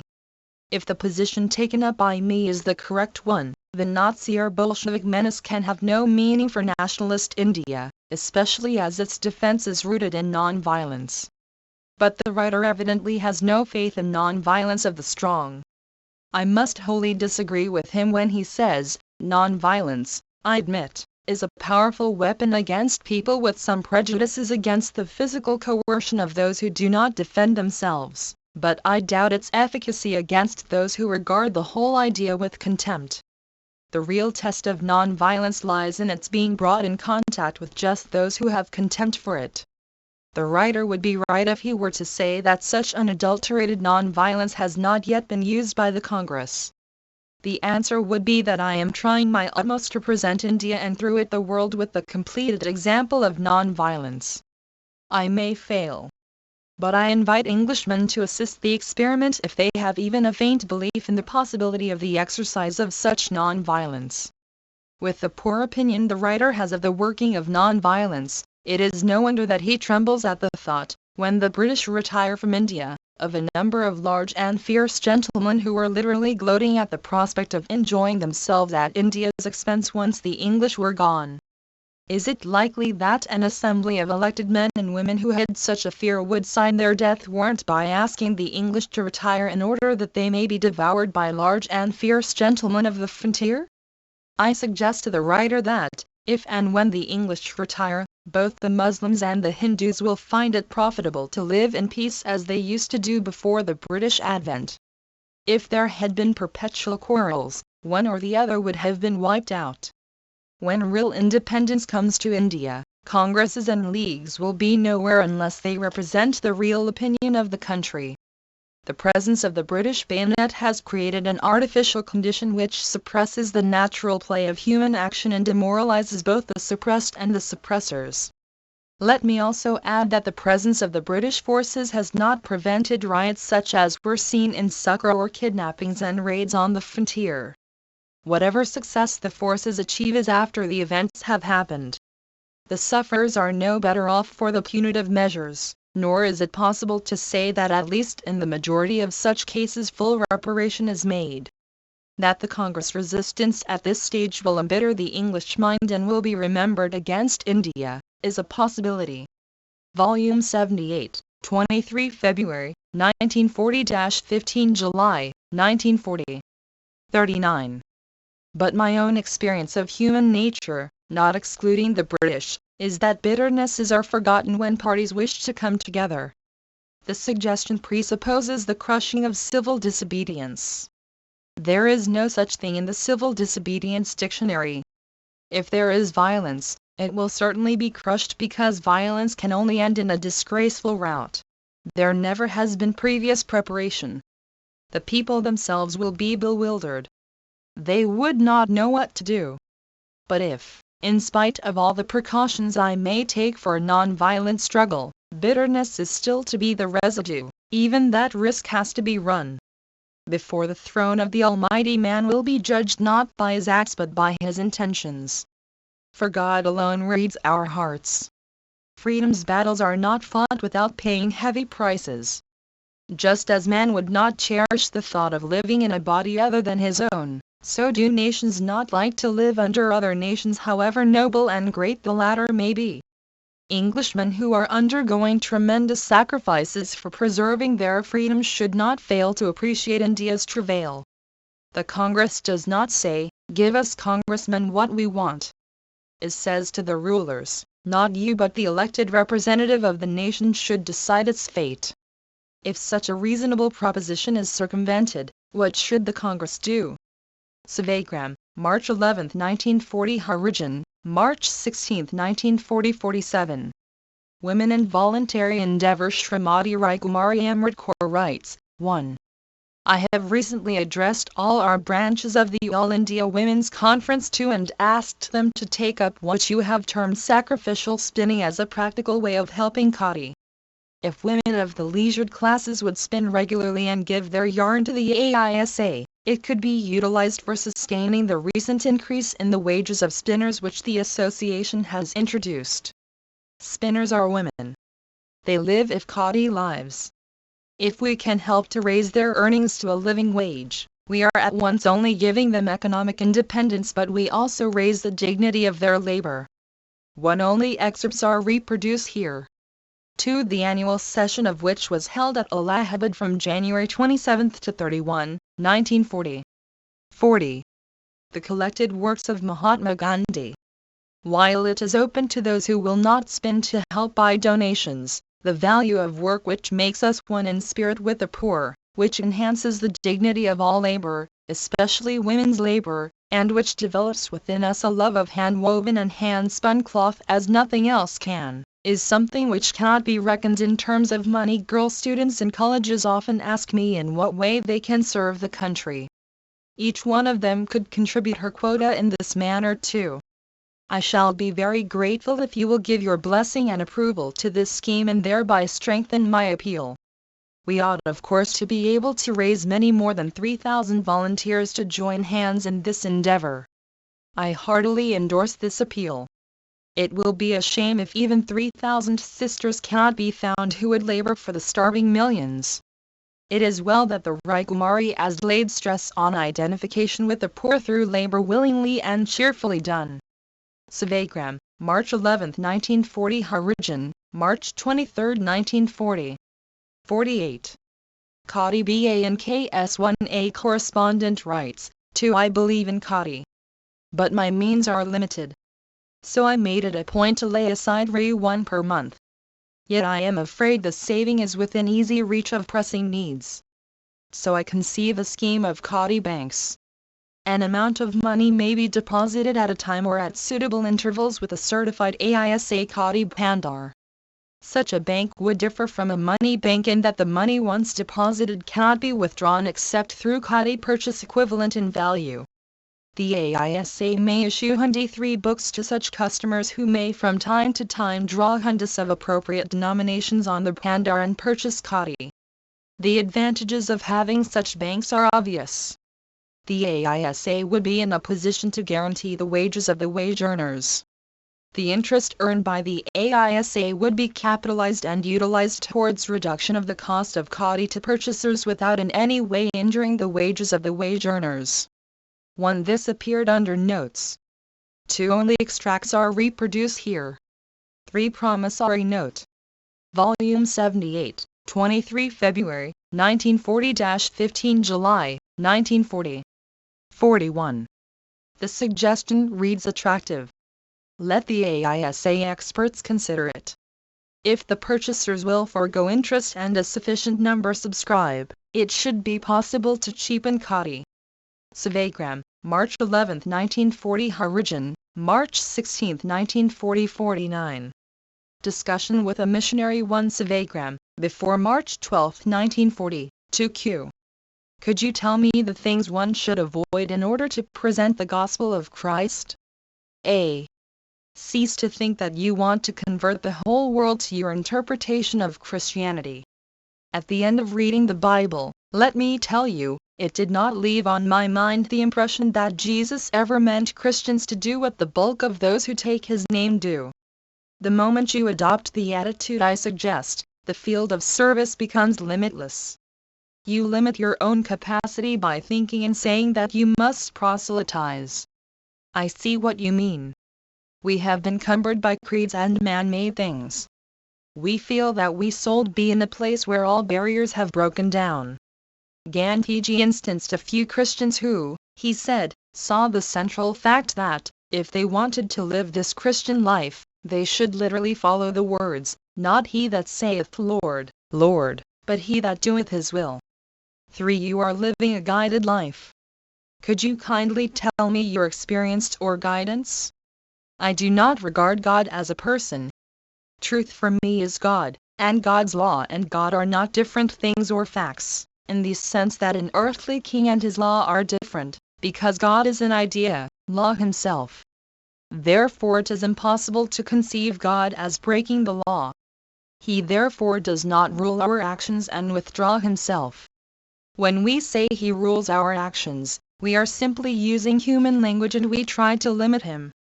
Otherwise he and his law abide everywhere and govern everything.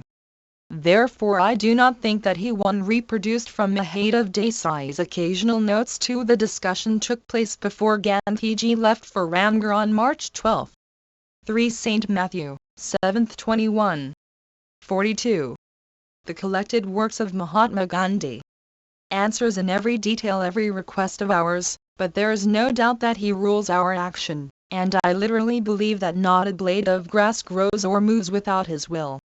The free will we enjoy is less than that of a passenger on a crowded deck. Do you feel a sense of freedom in your communion with God? I do. I do not feel cramped as I would on a boat full of passengers.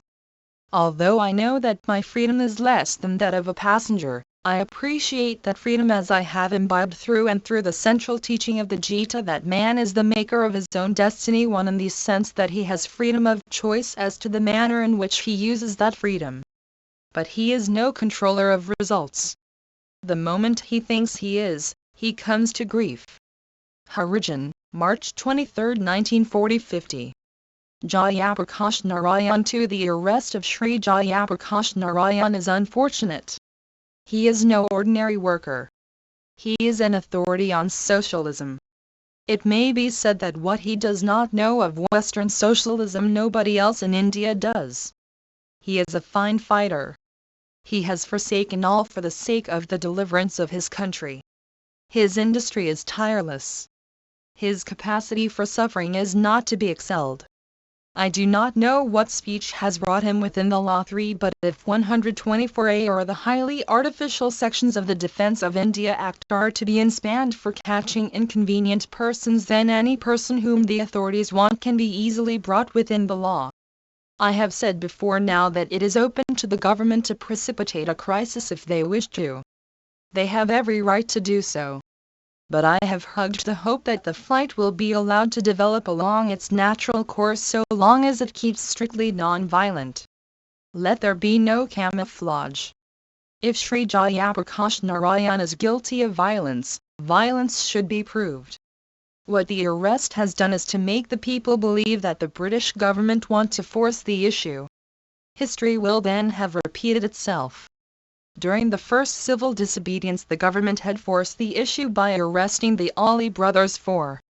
Is this arrest a prearranged plan, or is it a one bag of agita? 652 This appeared under notes.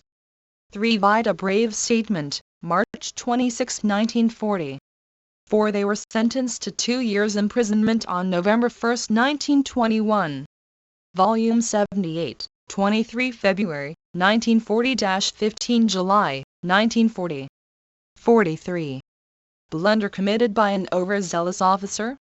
If it is the latter, it should be set right.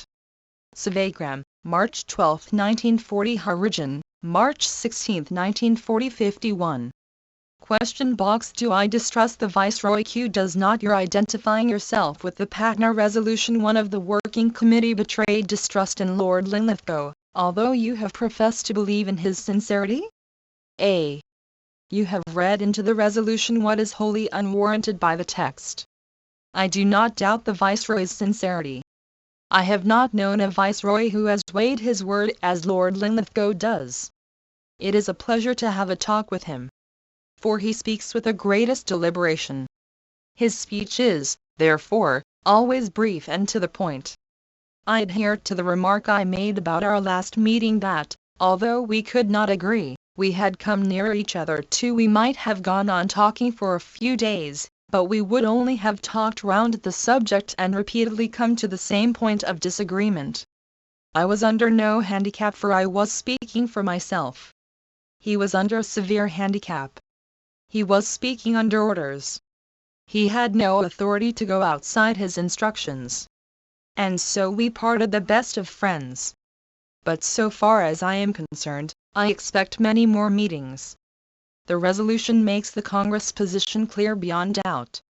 It represents also my own position. If the British government really mean full-hearted Dominion status with the right to secede, then they can have no difficulty in accepting the Congress position. Unfortunately, Lord Zetland's interview 3 shows that it is not India which is to determine her future, but Britain will do so for her. This is not even Dominion status of any known variety. Once the British government are sure that they can no longer hold India, all the difficulties that are now being put forth on their behalf will vanish like darkness before dawn. For they are all of their creation. They are 1 Vide Appendix A Resolution, January 3, 1940.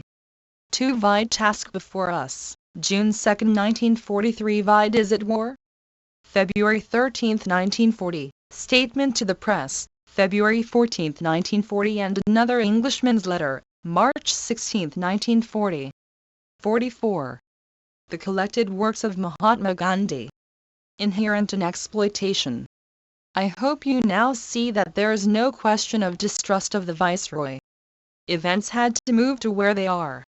Fear of isms. You say that no such thing as Gandhism exists, and that what you stand for is nothing new. I am a Muslim. I see flashes of Islamic glory in Gandhism. As a student of theology, I see the grandeur of Hinduism and the vigor of Christianity amply expounded in Gandhism. It includes also to a considerable extent the chaste philosophy of the entire East. I searched the pages of India's past history, but your creed I do not find. Why, therefore, is it not new, and why may it not be termed Gandhism for those of us who believe in you and therefore it? I have a horror of isms, especially when they are attached to proper names. Even if all that you say of me is true, it does not make a new sect. My effort is to avoid not only new sects but even to do away with old and superfluous ones. Ahimsa abhors sects. Ahimsa is a unifying force. It discovers unity in diversity. All that you say is derivable from ahimsa. to bring into being a new cult is repugnant to ahimsa, to the very experiment I am making. Thus you will, I hope, see that there is no room for Gandhism. Women and their work. You say, it is degrading both for man and woman that woman should be called upon or induced to forsake the hearth and shoulder the rifle for the protection of that hearth. It is a reversion to barbarity and the beginning of the end. But what about the millions of female laborers in fields, factories, etc.? They are forced to forsake the hearth and become breadwinners. Would you abolish the industrial system and revert to the Stone Age? Would that not be a reversion to barbarity and the beginning of the end? What is the new order that you envisage where the sin of making women work will be absent? A. If millions of women are forced to forsake their hearth and become breadwinners, it is wrong, but not so wrong as shouldering the rifle. There is nothing inherently barbarous in labor. I see no barbarity in women voluntarily working on their fields whilst they are looking after their homes.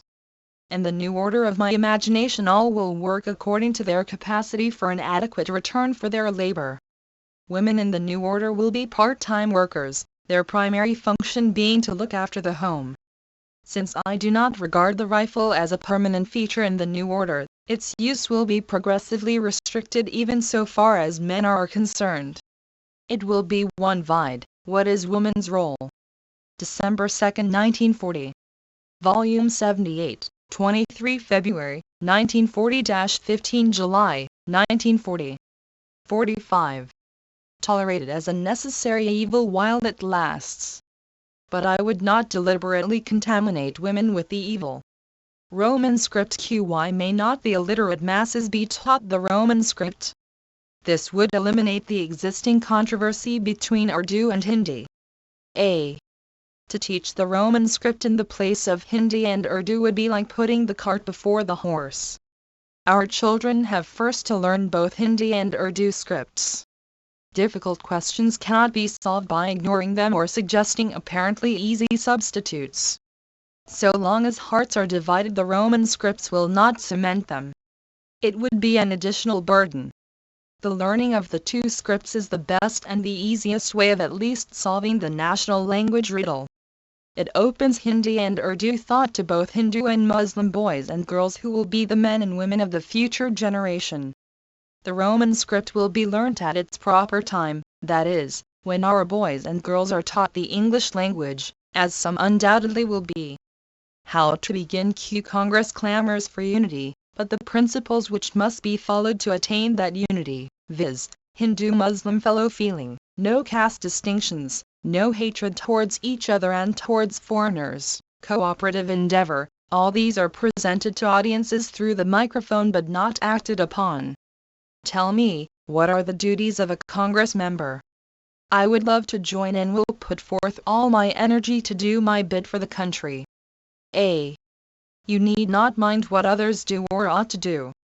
Charity begins at home. Let yours begin with yourself. Abolish all caste and religious or race distinctions from your heart.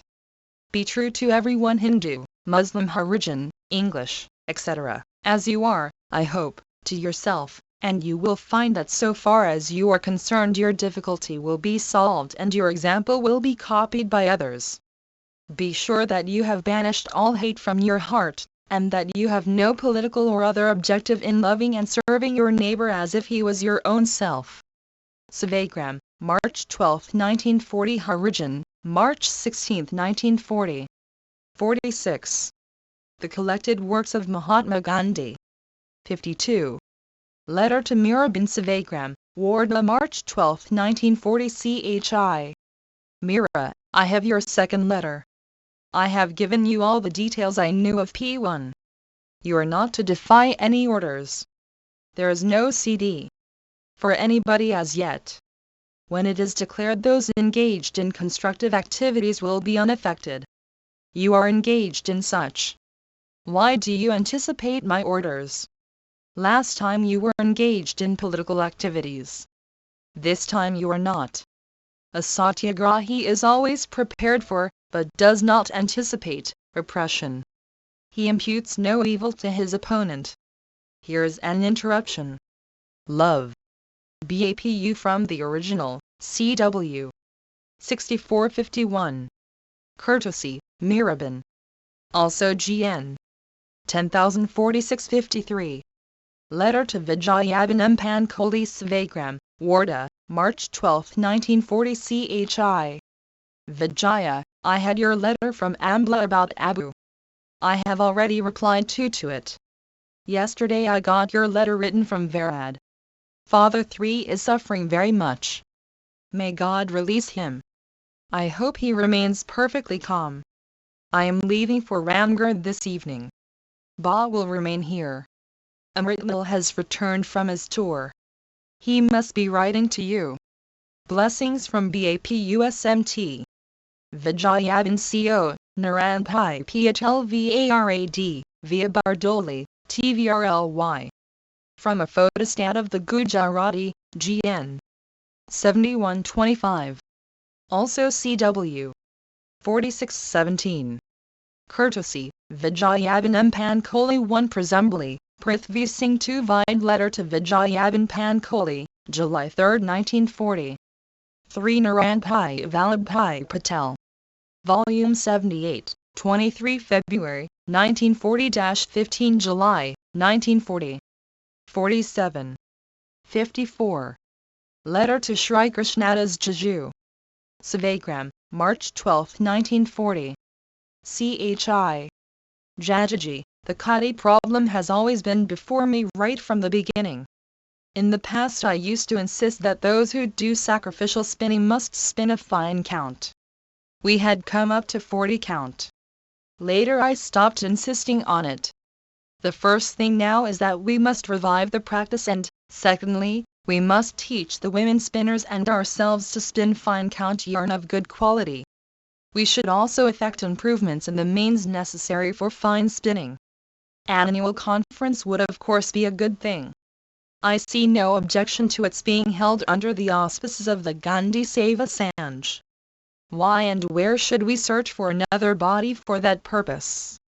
You are right in what you say about the expenses. The center must not bear them. The province which wishes to do so may bear them. The delegates' expenses, if any, should be borne by the respective provinces. This will ensure greater selflessness. Communicate these fresh conditions and reply to all those who have asked for the conference. We will decide the venue after we hear from them. I will try to attend. Replacing Kishorelal by Gopabandhu Babu 1 will be all right. I should like to point out the following, if not more, for research 2-1, the problem of how to popularize khadi, etc., is there, no doubt. 2. Is there any necessary connection between village crafts like spinning, etc., and ahimsa? If there is, what is the nature of that connection? 3. What are the crafts which cannot be carried on without ahimsa? And what are the ones in which violence is unavoidable? Or is there no such distinction? 4. Does India have any special gift in regard to ahimsa? From Gujarati. Blessings from BAPU. From the manuscript of Mahadev Desai's diary. Courtesy, Narayan Desai. 1 Gopabandhu Chaudhary 2 This sentence is in Hindi. 48. The collected works of Mahatma Gandhi. 55. Discussion with Christian missionaries 1 Savagram, March 12, 1940, 2Q. What started you on your career of leadership? A. It came to me, unsought, unasked. I do not know, though, what sort of leader I am, and whether what I am doing is leadership or service. But whatever it is, it came to me unasked. But the friends who came were sure that they were leaders, and they asked for guidance as leaders of Christian thought. All I can say is that there should be less of theology and more of truth in all that you say and do. Will you kindly explain it? How can I explain the obvious? Amongst agents of the many untruths that are propounded in the world, one of the foremost is theology. I do not say that there is no demand for it.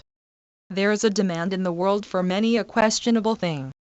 But even those who have to do with theology as part of their work have to survive their theology. I have two good Christian friends, three who gave up theology and decided to live the gospel of Christ. Are you sure that no great result has come through your own study of Jesus? Why? There is no doubt that it has come, but not, let me tell you, through theology or through the ordinary interpretation of theologists. For many of them contend that the Sermon on the Mount does not apply to mundane things, and that it was only meant for the 12 disciples. Well, I do not believe this. I think the Sermon on the Mount has no meaning if it is not of vital use in everyday life to everyone. Is there not to be found a solution to the present-day problems in the teaching of Jesus? Well, you are now dragging me in deeper waters, and you will drown me. What is the present trend of the thought of young India? It would take a brave and knowing man to answer this question. One reproduced from Mahadev Desai's occasional notes. 2. The discussion took place on March 12, the day Gandhiji left for Ramgarh. 3. Samuel E. Stokes and C. F. Andrews. Volume 78, 23 February, 1940-15 July, 1940. 49. But I must tell you that you have overstayed your time already, and if you go on questioning and cross-questioning me, I dare say you will floor me without being any the wiser for having done so. Harijan, March 23, 1940. 56. Cable to Carl Heath, March 13, 1940. Carl Heath. Friend's House, E. Eston, L. London. Your. Letter 3. Congress. Does. Not. Dictate. Constituent. Assembly. Or. Equivalent. Includes. All Minds Congress. Muslim League and. Princes. If. They will come as elected representatives. Such assembly. Itself. Involves. Agreement, not. Imposition situation. Now. Baffling. Was. Not. So. Months. Ago. Hold. Congress attitude honest. Reasonable. Answers. Present. Requirements. No. Objection preliminary. Small. Meeting. Representatives. Difficulty who. Will. Choose. Them. We all. Want settlement but omens point contrariwise. Gandhi. From a photostat, GN 1035. 57.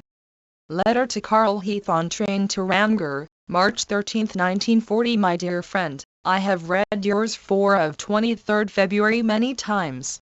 There should never be any difference of opinion between us. For one, Gandhiji had promised the missionaries 5 minutes although he was busy preparing to leave for Ramgarh. 2. The source has March 14. However, from the reference to this cable and the letter to Agatha Harrison dated March 13, it is evident that this was drafted on March 13 and dispatched on March 14 from Hazarba 3 via another Englishman's letter, March 16, 1940. 4. Ibid. 50. The collected works of Mahatma Gandhi. There is complete heart contact and agreement as to the end and the means. If therefore there is any difference left, it can be due only to an incomplete appreciation of facts. The Congress does not dictate or claim to be infallible. It does, however, deny dictatorship to the Muslim League, for example, and even dares to deny it to the British government, though as a matter of fact the latter is the dictator. Hence, if the British government will not resign the dictatorship, the Congress has perforce to use its only non-violent sanction to dislodge it from the position it should never have occupied. What does the Congress ask? It asks that all the interested parties appoint a tribunal which cannot err as to what is right, viz., a constituent assembly of representatives elected on the basis of adult suffrage or an equivalent. Independence or even dominion status of the sincere type means nothing if it does not mean self-determination by the people of India. The minorities represented on the assembly will practically dictate their own safeguards. Neither the Congress nor the Muslim League can be allowed to obstruct the proceedings of such an elected assembly. Whoever does, adopts the role of a dictator. There remain the princes. They are free to come if they are elected not by the common vote but by the vote of their own one people on the basis of adult suffrage. Pray remember they are a creation of the British government. The treaties that are adverse to the rights of the people have no value, but the Congress has not suggested any breach of treaty obligations. The page of British history in India is soiled with narratives of broken treaties, pledges and promises. But I personally recognize the British government's difficulty in the matter. They have raised a monster, they cannot all of a sudden abolish him. Therefore I've said, deal with British India only. The British government have, without reference to the princes given to provinces, that is, British India, not real autonomy but a kind of glorified municipal self-government as it has turned out to be in practice. Let them now allow the people of British India the right of determining their mode of government through representatives elected as suggested above. You have said a small private but very responsible conference. One illegible in the source. Volume 78, 23 February, 1940-15 July, 1940. 51. Of a dozen representative Indian men work out to agreement on the main points of the desired constitution.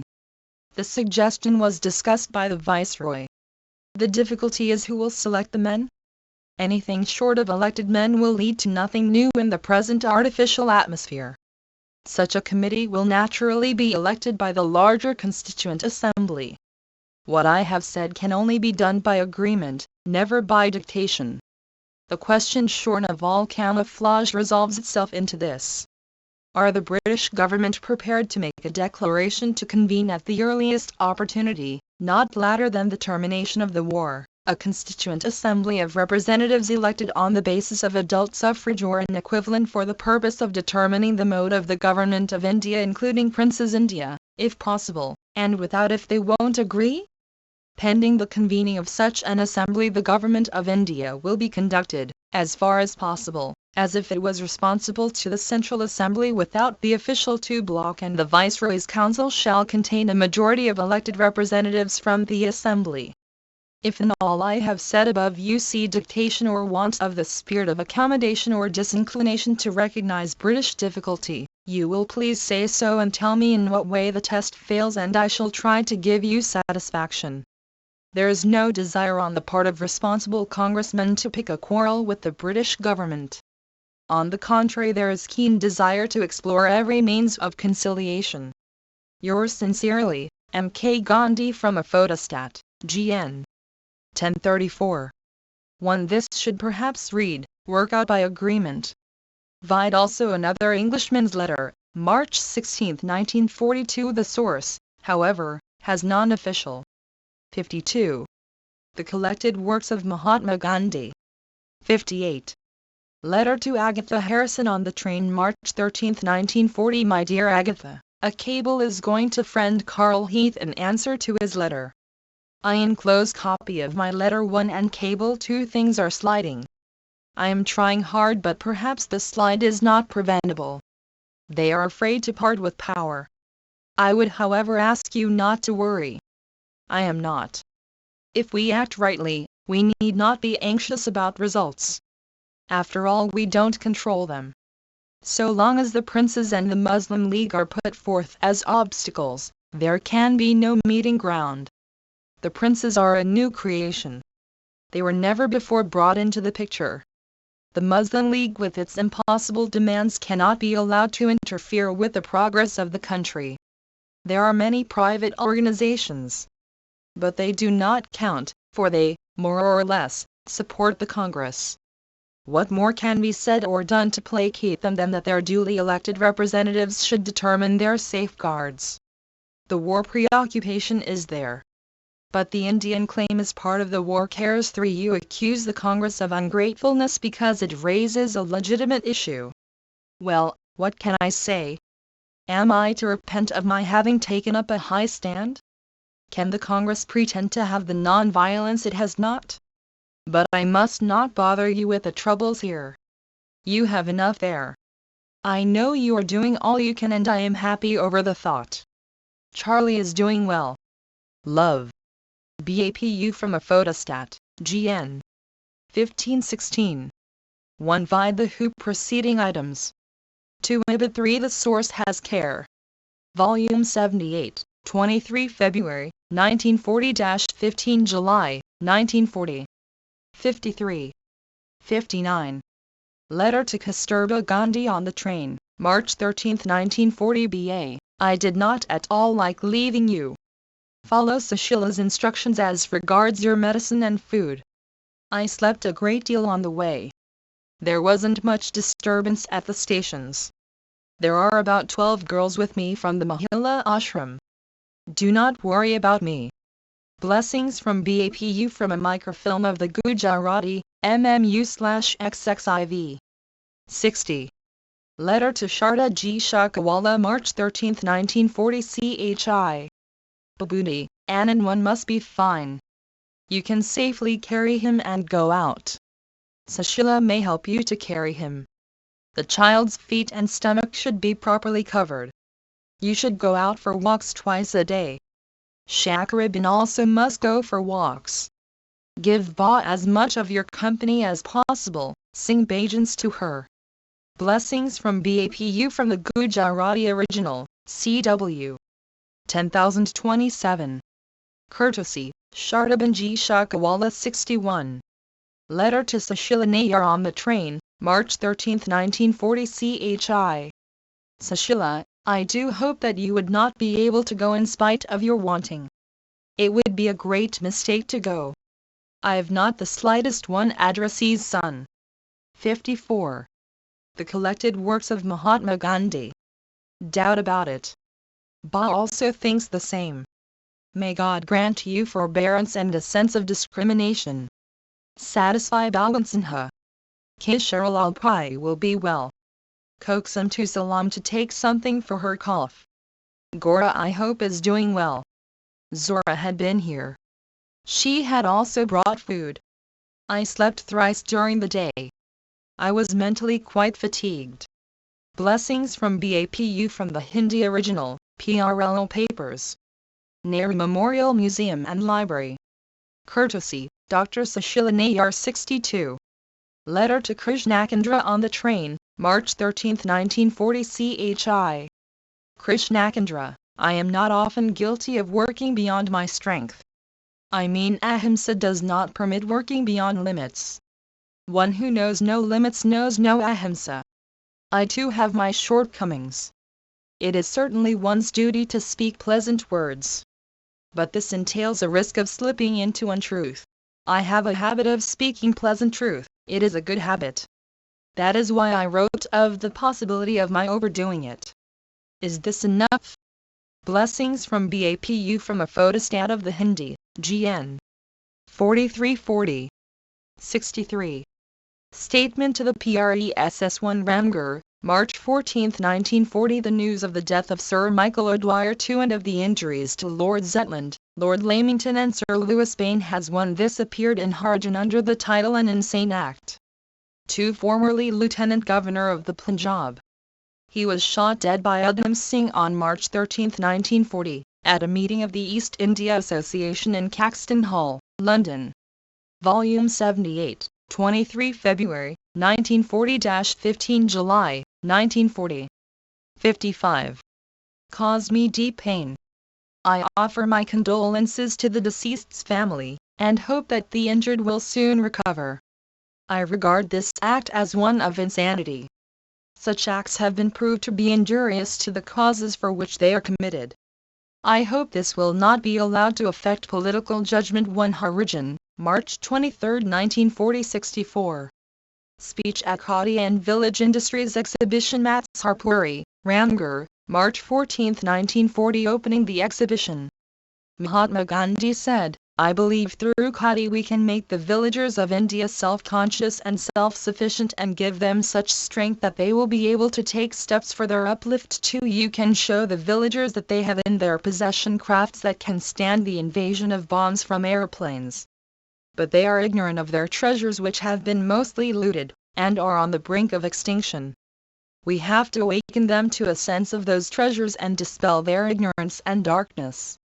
That is the function of these exhibitions. Mahatma Gandhi paid a tribute to Mr. Shankarlal Banker of AISA, who had worked with zeal for the improvement of cotton and village industries. Expressing his appreciation of the numerous exhibits, he declared that India had made an onward march with regard to cottage industries. Despite the forces of obstruction, good progress had been maintained. The economic potentialities of village industries were indeed very great. He urged that villagers should be enlightened with regard to the position obtaining in the world at large and how they were being exploited. Rich people had won. The Congress Working Committee, which met at Ramgarh from March 15 to 19, passed the following resolution. The Working Committee has learned with deep regret of the assassination of Sir Michael O'Dwyer and the wounding of Marquis of Zetland and others by a person said to be an Indian.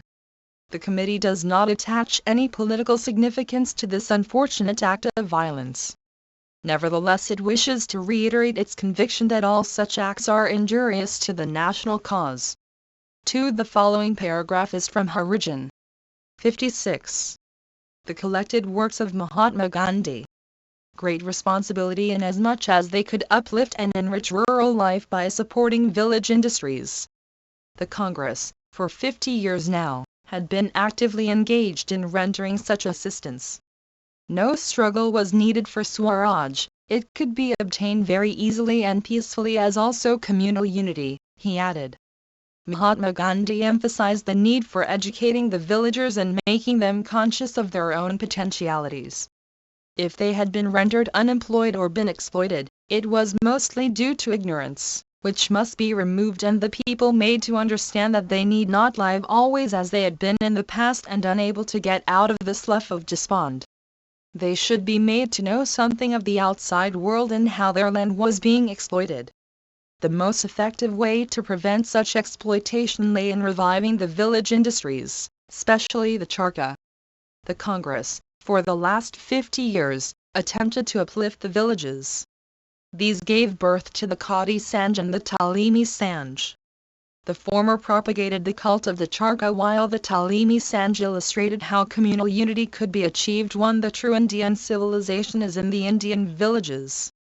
The modern city civilization you find in Europe and America, and in a handful of our cities which are copies of the Western cities and which were built for the foreigner, and by him.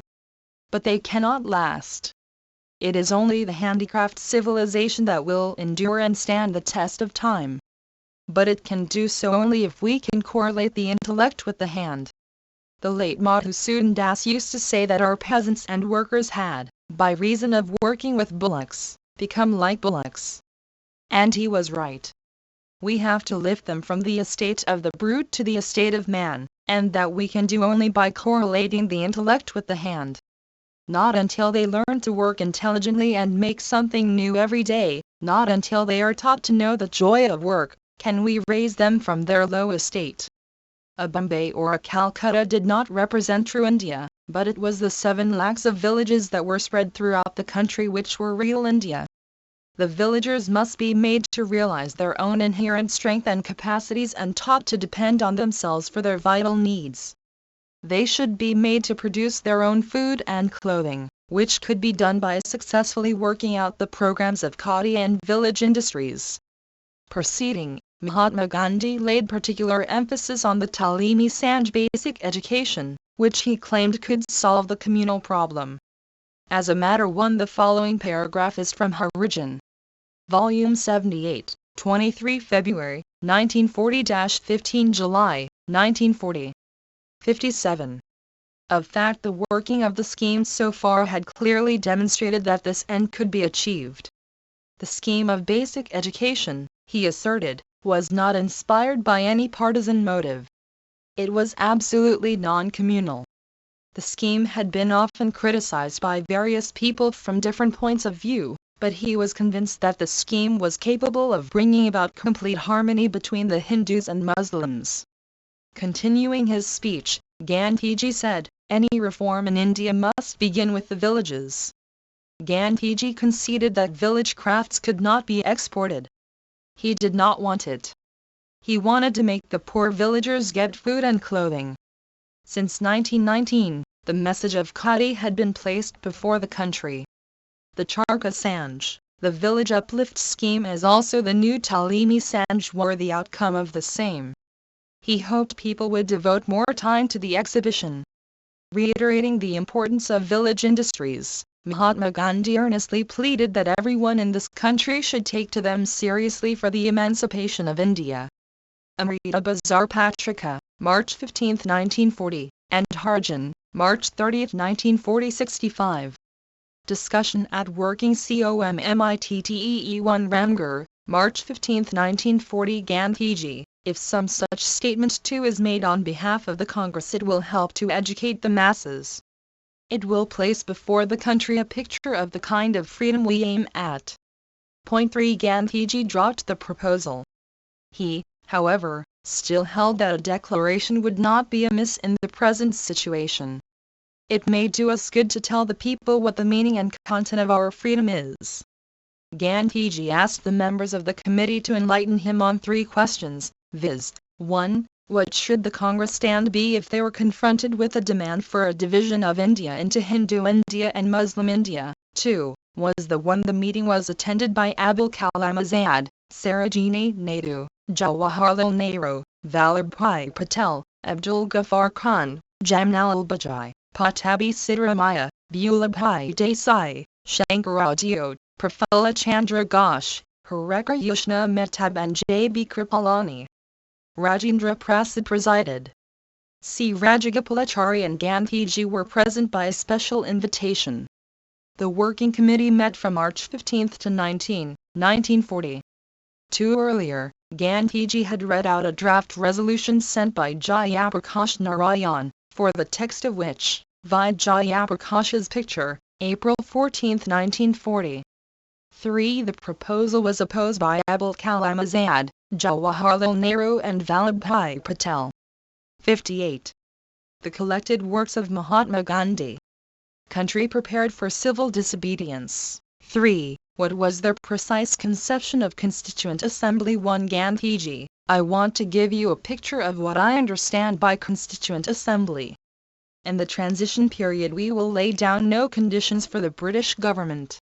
The army will remain and so will their administrative machinery. There will be an agreement with the British government before and after the Constituent Assembly. If we are in a minority we will accept the decisions of the Constituent Assembly, whatever they be, for discipline's sake if for nothing else. If they want the army to remain, we shall not resist. I may not even press for the withdrawal of the army if a minority wants it. If impossible demands are put forward, we will have to submit to them. If corrupt men come and spoil the show we are helpless. The larger the scale of franchise for the Constituent Assembly the better. Mutual goodwill is necessary for the Constituent Assembly to come into being and function efficiently. Without this the British government may very well use the princes and the Muslims as counterweight against us. All that I have heard from you has strengthened my belief that the country is not ready for civil disobedience. I do not see much chance of improving our preparations. Whatever has been done in UP is good, but I cannot evolve non-violence from the awakening created there by Jawaharlalji. Gandhi will create non-violent strength in the people. I have no doubt we can get complete independence through non-violence. I can fight a whole world with a small disciplined Congress, but the big Congress we have is unwieldy. If the CD is started, disobedience will remain and civil disappear. As things are, I dare not start CD. I may find a way out if my present relation with the Congress is severed. I cannot leave my program. I am not obstinate. I am given no alternative program. I cannot produce a non-violent army from the agitation that is created by propaganda. The people have to be disciplined by work. Such an army will not go astray. Non-violence in the masses can be easily created. Sir Maurice Squire said to Vallabhbhai in an interview with him that Gandhiji has grown stiffer about the goal. It is true. I do not find any honest response from the other side. Inside the country I have my difficulties.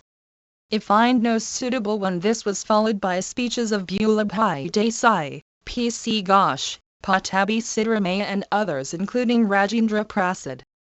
Volume 78, 23 February, 1940-15 July, 1940.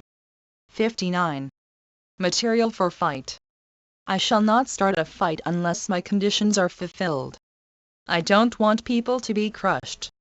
If a fight is launched without proper preparations, it is the poor who will suffer. I had to withdraw from Raikot as there was no internal strength. Whatever strength there was theatrical in character. My withdrawal was a great service to the people of Raikot. But for it there would have been reaction and suffering. I don't want to do anything which will bring about demoralization. If the struggle is started and discipline is slack, and every group does what it likes, there will be disaster and the cause will suffer. Everybody admits that there is indiscipline in the Congress and yet everybody participates in it. I don't mind if people get demoralized on account of waiting. That will be a lesser evil. An alternative occurs to me. I should be freed from the burden of my connection with you and you go ahead. I will keep myself in reserve. If necessary I may join later on. I may be a broken reed and may land you into unexpected troubles. I might not begin the movement for an indefinite length of time, and I might stop it abruptly. However much you may agree with me, your ahimsa does not go as far as mine. And if after 20 years of practice of it I have not been able to win the affection and trust of the Musalmans, my ahimsa must be of a very poor quality indeed. Why not then let me further examine myself, and make further researches in non-violence? Turning to the Maulana he said, I have not the slightest doubt that the Congress and the nation can have nothing to lose and everything to gain by the step. There is no question of my distrusting you or other members of the working committee or the nation. It is a question of my distrust in myself. I am sure that, if you release me, I may be able to give civil disobedience a pure and a nobler shape. But the Maulana demurred. He somehow could not reconcile himself to the proposal. You must not forget, he said, that it was at your command that I accepted to serve this year, and you cannot now forsake me. One cannot think of civil disobedience without you. Rajiji, is civil disobedience the only way? Can we not try another method? If we think our strength is small we must relate our demand to our strength. One the report in Harjan here adds, it would free them from what might be acting upon them as an incubus, and it would at the same time leave him free to pursue his experiment of ahimsa more intensively and without thought of the millions who looked to him for direction. 60. The collected works of Mahatma Gandhi. Gandhiji, I have not given up the idea of resistance, but I don't find any suitable atmosphere for it. The man who has tried the experiment throughout his whole life will certainly try it once again. But I have to carry on my shoulders the burden of the Congress organization. I will not think in terms of this organization if you release me. I can start struggle when I find my men ready. I may even do it alone at a pinch. This is what I did at Champaran 1. I did not have behind me then the prestige and the influence of the Congress. I am giving you my mind as it is necessary that you should know my position. The resolution is not yet passed. Maulana Sahib, you're always telling the people that they are not ready for a fight demoralizes them. Gandhiji, if it does I cannot help. I cannot lower the demand, from the people or the government. We are asking for a constituent assembly today. I am no more talking in terms of dominion status. That has not been the Congress position. That was my position. The Britishers are unwilling to go even so far. I am however giving up that position now. To Warda Office Satyagraha File, 1940-41. Courtesy, Nehru Memorial Museum and Library 66. Another Englishman's letter. Last week I dealt with a letter from a well-known Englishman who is in India 3. Now I have a letter from a responsible English friend 4 inches England, from which I give below all that the readers need to know. We are quite certain that no such thing as banging the door has happened. The government still anxiously desires a settlement to be reached. Even if normally it did not want this, it is bound to do so at the present time, in view of the terrific war in which this country is engaged.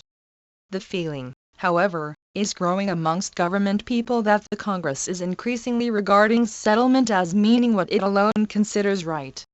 Apart from the fact that that is not of the nature of a settlement, but rather of a one-sided dictation, I am bound to remind you that a war condition does not in 1917 the meeting was then addressed by Jawaharlal Nehru, Abul Kalam Azad and C. Rajagopalachari III vied for Englishmen, November 3, 1940.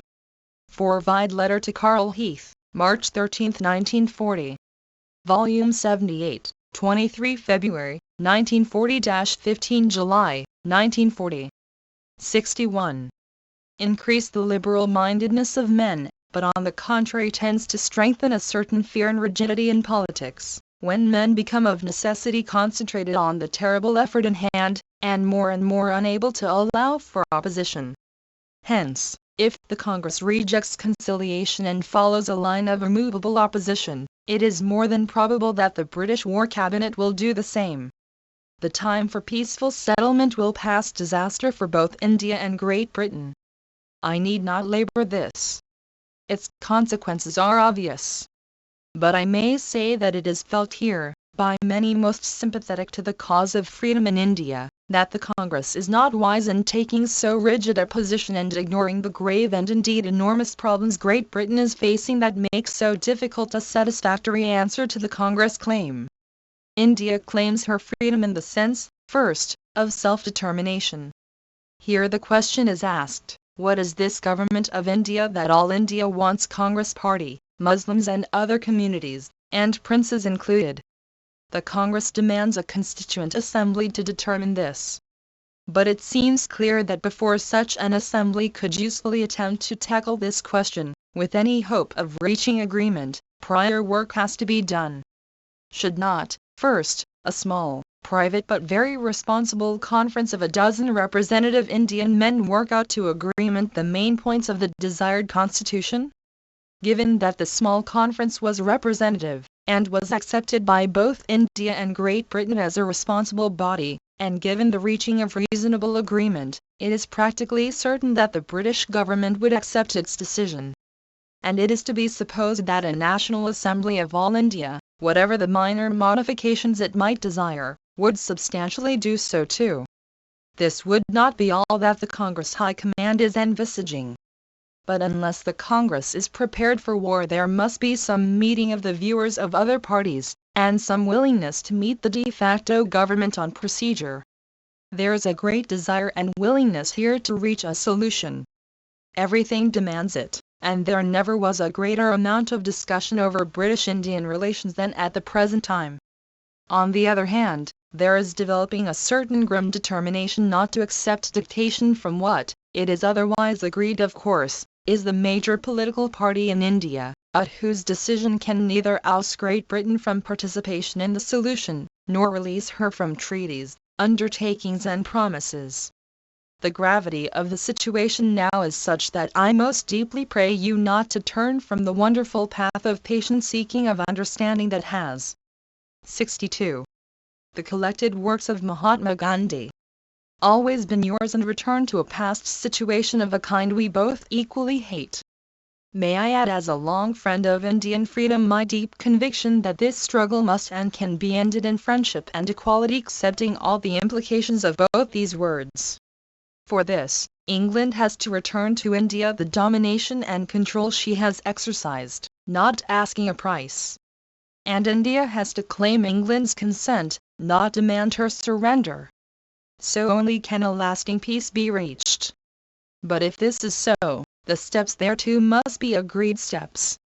I can well believe that the government people did not wish to bang the door, but Lord Zetland's interview left no room for doubt. These were his words, referring to Mr. Gandhi's statement that, if the British government would leave the framing of the Constitution to Indians themselves, the questions of defence, minorities, princes and European interests would automatically be resolved. Lord Zetland said that, while he greatly admired Mr. Gandhi's optimism, he was unhappily quite unable to share it, and felt that, as long as the leaders of the Congress maintained their present attitude, the obstacles in the way of an honorable understanding would be greatly increased. Lord Zetland said that it was unfortunate that Congress spokesmen made a fetish of the word independence, since he was convinced that this had created a false impression in Great Britain of the aim which the vast majority of Indians had in view. That they desire freedom to govern themselves I do not doubt. That they contemplate India swinging from the orbit of British Commonwealth, I do not for a moment believe. In a mad world, they are far too appreciative of the protection afforded to them by the armed strength of Great Britain on land and sea. My correspondent is a careful student of contemporary events in India. He chooses his words before using them. Yet he has evidently felt unable to correct the impression in government circles that the Congress is increasingly regarding settlement as meaning what it alone considers right. The Congress has never taken up an uncompromising attitude and within the four corners of its demand has always shown its readiness for a settlement. Its demand is unequivocal. It says to the British government, if you really mean to part with power and your war is not for consolidating your empire but for democracy all round, then you will declare India a free country and let a constituent assembly elected on the basis of adult suffrage decide upon the form and content of her own government. No doubt there are difficulties, for example, about defense, about minorities, and the princes. The burden of solving these difficulties will be shifted from you to the Constituent Assembly. If the Assembly cannot solve these satisfactorily, it will prove its insolvency. You will have done. Volume 78, 23 February, 1940-15 July, 1940.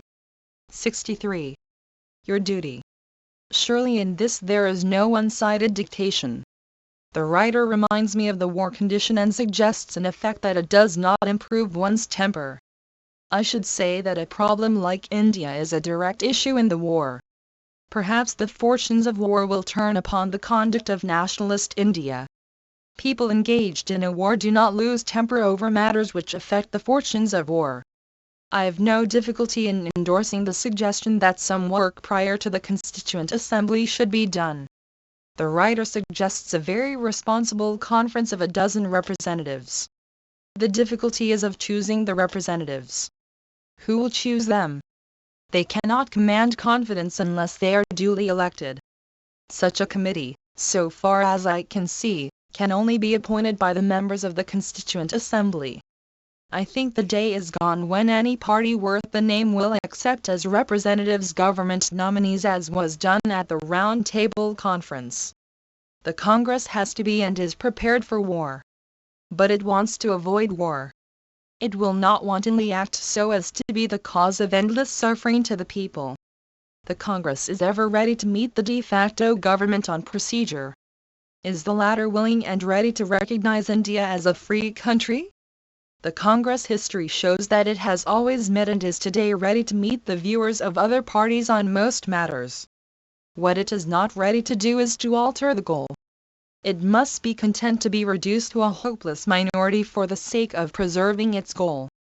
It is a trust which it cannot abandon without being disloyal to its past. The end of non-violent war is always an agreement, never dictation, much less humiliation of the opponent. There can be no question of the Congress asking or expecting Britain to dishonor just obligations or treaties. What, however, I miss is a sincere desire on the part of Britain to do unto India what she would wish done to her if the position were reversed.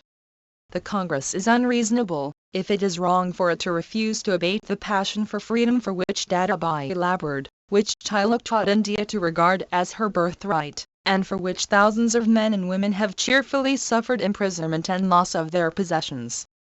If it is allowed as a worthy passion, the Congress has no fear as to the verdict of being regarded as eminently reasonable in everything else. Ramgarh, March 16, 1940. Harijan, March 23, 1940. 64. The Collected Works of Mahatma Gandhi. 67. Question box. Princes. You have, I fear, evaded the question of the princes. Generally you go straight to your subject, but somehow or other you seem to have walked round this subject. Apparently, but not really, there is some truth in the taunt.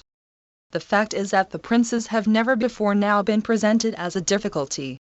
They are a new arrow from the British quiver. It is British India that is fighting for freedom.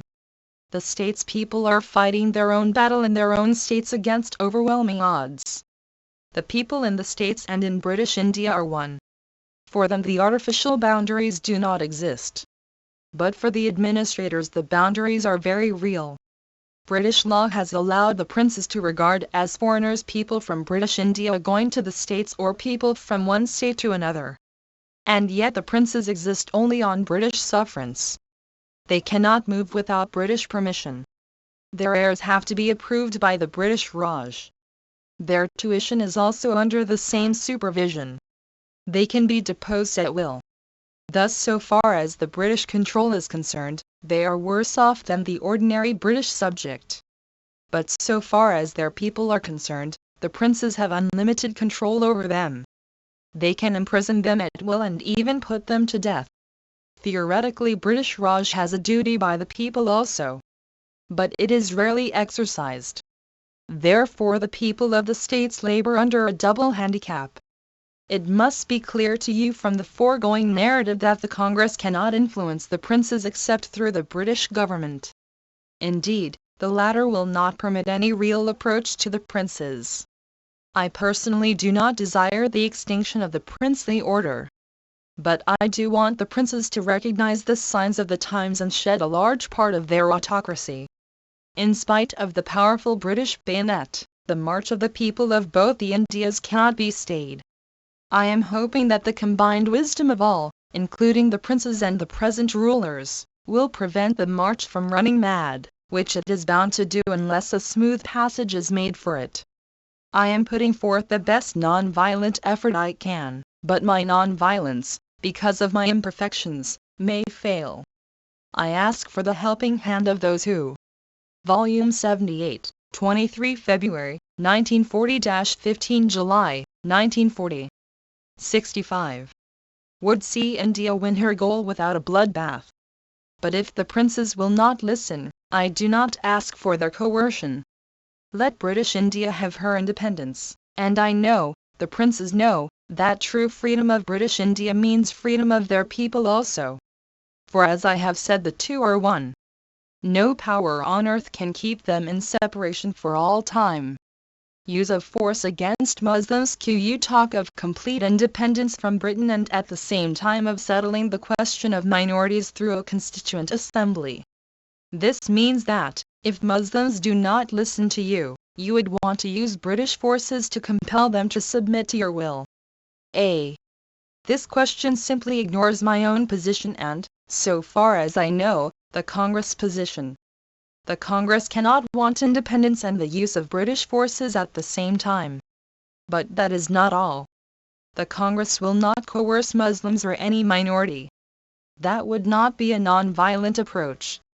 The greatest coercion is British coercion. And the Congress is impatient to get out of that coercion.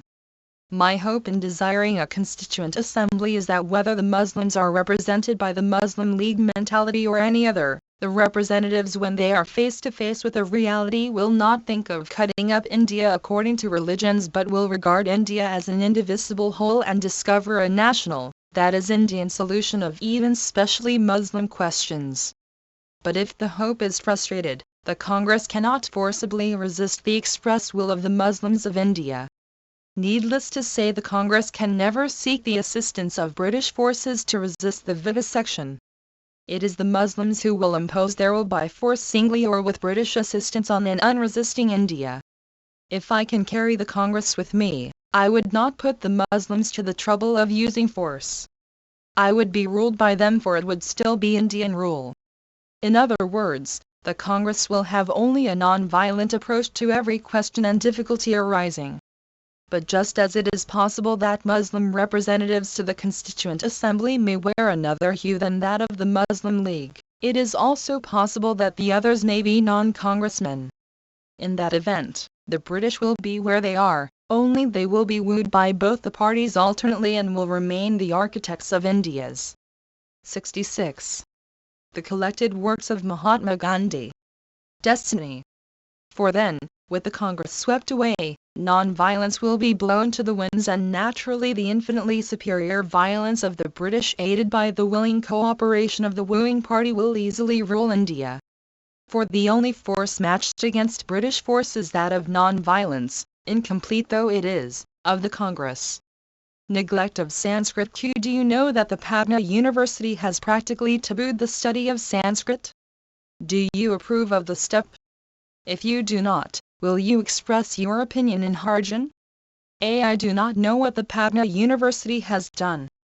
But I quite agree with you that the study of Sanskrit is being sadly neglected. I belong to a generation which believed in the study of the ancient languages. I do not believe that such a study is a waste of time and effort. I believe it is an aid to the study of modern languages.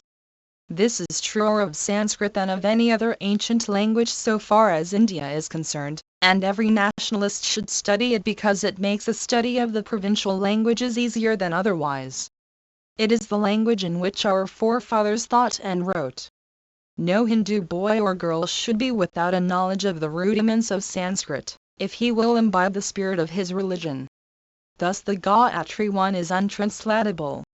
No translation can give the music of the original, which I hold has a meaning all its own. The Gayatri is but one example of what I have said. Ramgarh, March 17, 1940. Harijan, March 23, 1940. 68. Notes the London assassination. Further details that have come through the press of the assassination of Sir Michael O'Dwyer II and the attempted assassination of Lord Zetland, Lord Lamington and Sir Lewis Dane confirm my opinion that it was a work of insanity. It is none the less reprehensible on that account. We had our differences with Sir Michael O'Dwyer, but that should not prevent us from being grieved over his assassination or condoling with Lady O'Dwyer and her family. I would like every Indian patriot to share with me the shame of the act. 1. Vedic mantra invoking the creative energy of the sun. 2. Vide also statement to the press, March 14, 1940. Volume 78, 23 February, 1940-15 July, 1940. 67. And the joy that the lives of the 3 distinguished Englishmen were saved. We have our grievance against Lord Zetland. We must fight his reactionary policy. But there should be no malice or vindictiveness in our resistance. The papers tell us that the accused acted with amused nonchalance when he faced the court and the spectators. This does not command my admiration. It is to me a sure sign of continuing insanity. The accused is intoxicated with the thought of his bravery. I have known drunken men act with the recklessness of which they would be incapable in a sober state. I understand that extra rum is issued to soldiers who are sent to specially hazardous tasks. What am I to praise, the rum or its after effect? The word assassin owes its origin to the hashish that was administered to the would-be assassins in order to deaden their conscience. This continuing insanity of the accused should fill us with pity and grief. If we are to fight fairly and squarely, we must, as far as is humanly possible, make every Englishman feel that he is as safe in our midst as he is in his own home. It fills me with shame and sorrow that for some time at least every Indian face in London will be suspect. Is it not possible for us all to realize that the masses will never mount to freedom through murder? I would like every reader of these lines to know that every such act harms our non-violent struggle, and therefore to dissociate himself in the secret of his heart and openly from such acts of insanity. The National Week from 6th April to 13th April has been observed as the National Week from year to year. On the 6th April 1919 the masses of India found their feet won. It was the inauguration of civil disobedience. Its non-violent character was signalized by fasting and prayer. Hindus and Muslims fraternized as they had never done before. The vow of Swadeshi was taken by tens of thousands. The 13th April 1919 saw the Jallianwala massacre, in which Hindu, Muslim and Sikh blood flowed promiscuously. The National Week is observed as a week of self-purification, in which sales of khadi and other products of village industries are organized on a large scale. I have said and I repeat that there is no Swaraj for the masses except through khadi and other village crafts. for there is no non-violent disobedience without sustained constructive effort. A living, continuous mass contact is impossible without some constructive program requiring almost daily contact of the workers with the masses. I hope, therefore, that the forthcoming week will be celebrated by all earnest workers with due undivided speech at Chowpatty, Bombay, June 4, 1919. 68. The collected works of Mahatma Gandhi. Solemnity and with intensive sales of khadi and other products of village handicrafts. Ramgarh, March 17, 1940. Harijan, March 23, 1940. 69. Letter to G.D. Birla. March 17, 1940. By Ghanshyamdas. I read your letter as well as your note when I share your unhappiness. I am confident that nothing less can satisfy us on this occasion. I see no defect in my scheme. It is for their good also. Their unwillingness proves that they do not like independence for India. The report about the princes is intolerable. Who told you that I do not wish to see them? I shall meet them at the slightest hint. The fact is, they do not want to see me. Blessings from P.S. BAPU. I am prepared to go to Calcutta for the Seva Satan, if you so desire. From the Hindi original, CW 8035. Courtesy, G.D. Birla. 70. Speech at Subjects Committee to Ramgarh, March 18, 1940. Since I went out of the Congress at Bombay 3, there has been an understanding between me and the Working Committee that I should not be asked to speak at the AICC or the Subjects Committee or the open session, and should be allowed to conserve the little strength that is left in me. I have usually been attending the meetings of the Working Committee. On this one both were addressed to Mahadev Desai, wherein among other things the addressee had said, I had no other business except to press it again on Bapu that in my opinion we are going the wrong way, and as the position is very critical, he should reconsider the position in the light of the views held by some of us. 2. Gandhiji spoke in Hindi. 3 inches October 1934. 4. Congress Bulletin here has, I should be allowed to serve the country in my own way with whatever strength is left to me. VOL 78, 23 February, 1940-15 July, 1940. 69. Occasion, I myself suggested that I hold address the Subjects Committee and also the delegates. The Working Committee agreed to this, and, although I wanted to address you before the Resolution 1 was adopted, the committee suggested that I do so after the resolution was disposed of. It was my desire to see the faces of you all, and also to give you an opportunity of looking at me and finding out if there had been any change in me since my retirement in Bombay. 50 years of public life have given me the capacity to read your faces.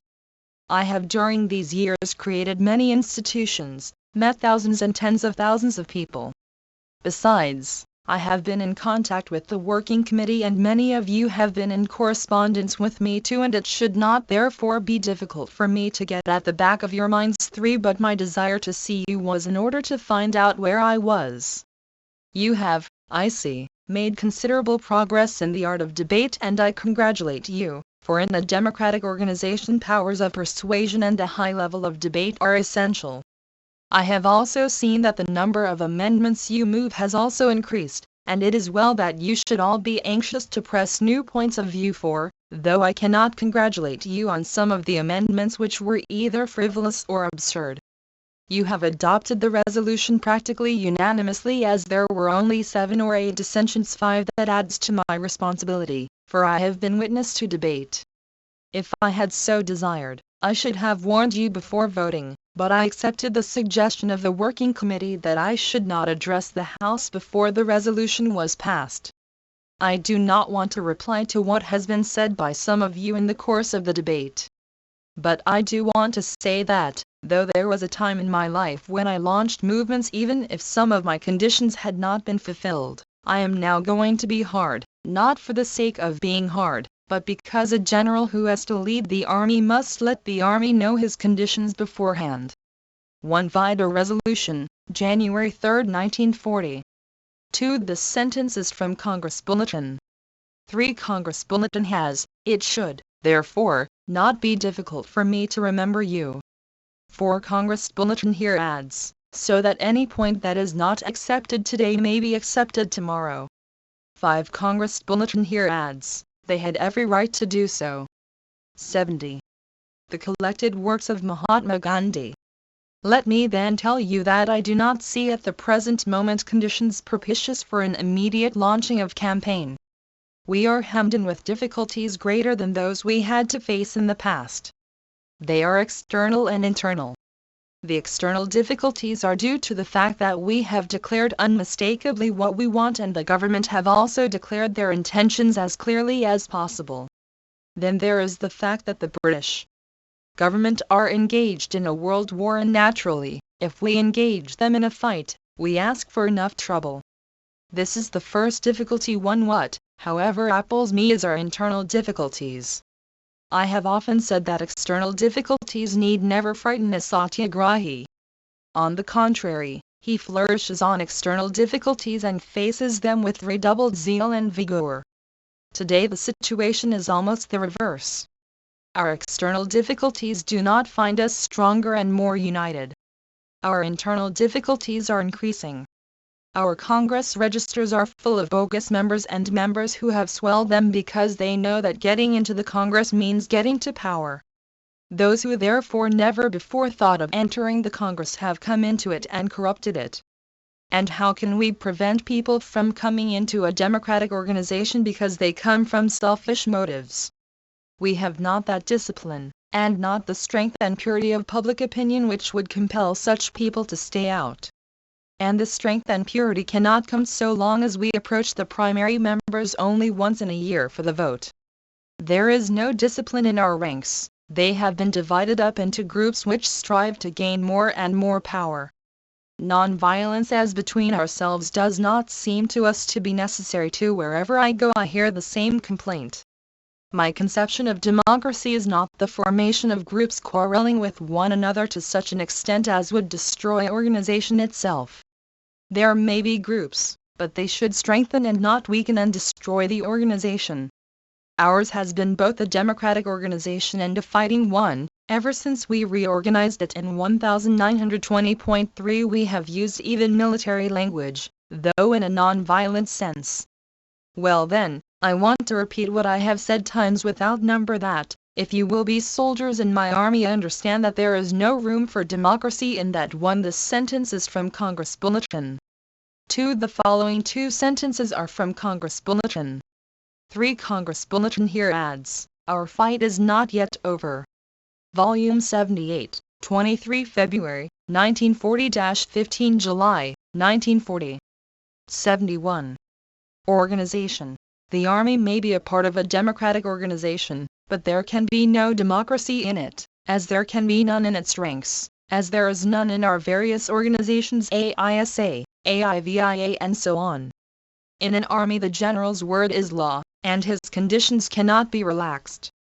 I am supposed to be your general, but I do not know a more feeble general in history. I have no sanctions too. My only sanction is the love and affection in which you hold me. But it has its weakness as it has its strength. I know that you love me. Does your love translate itself into action?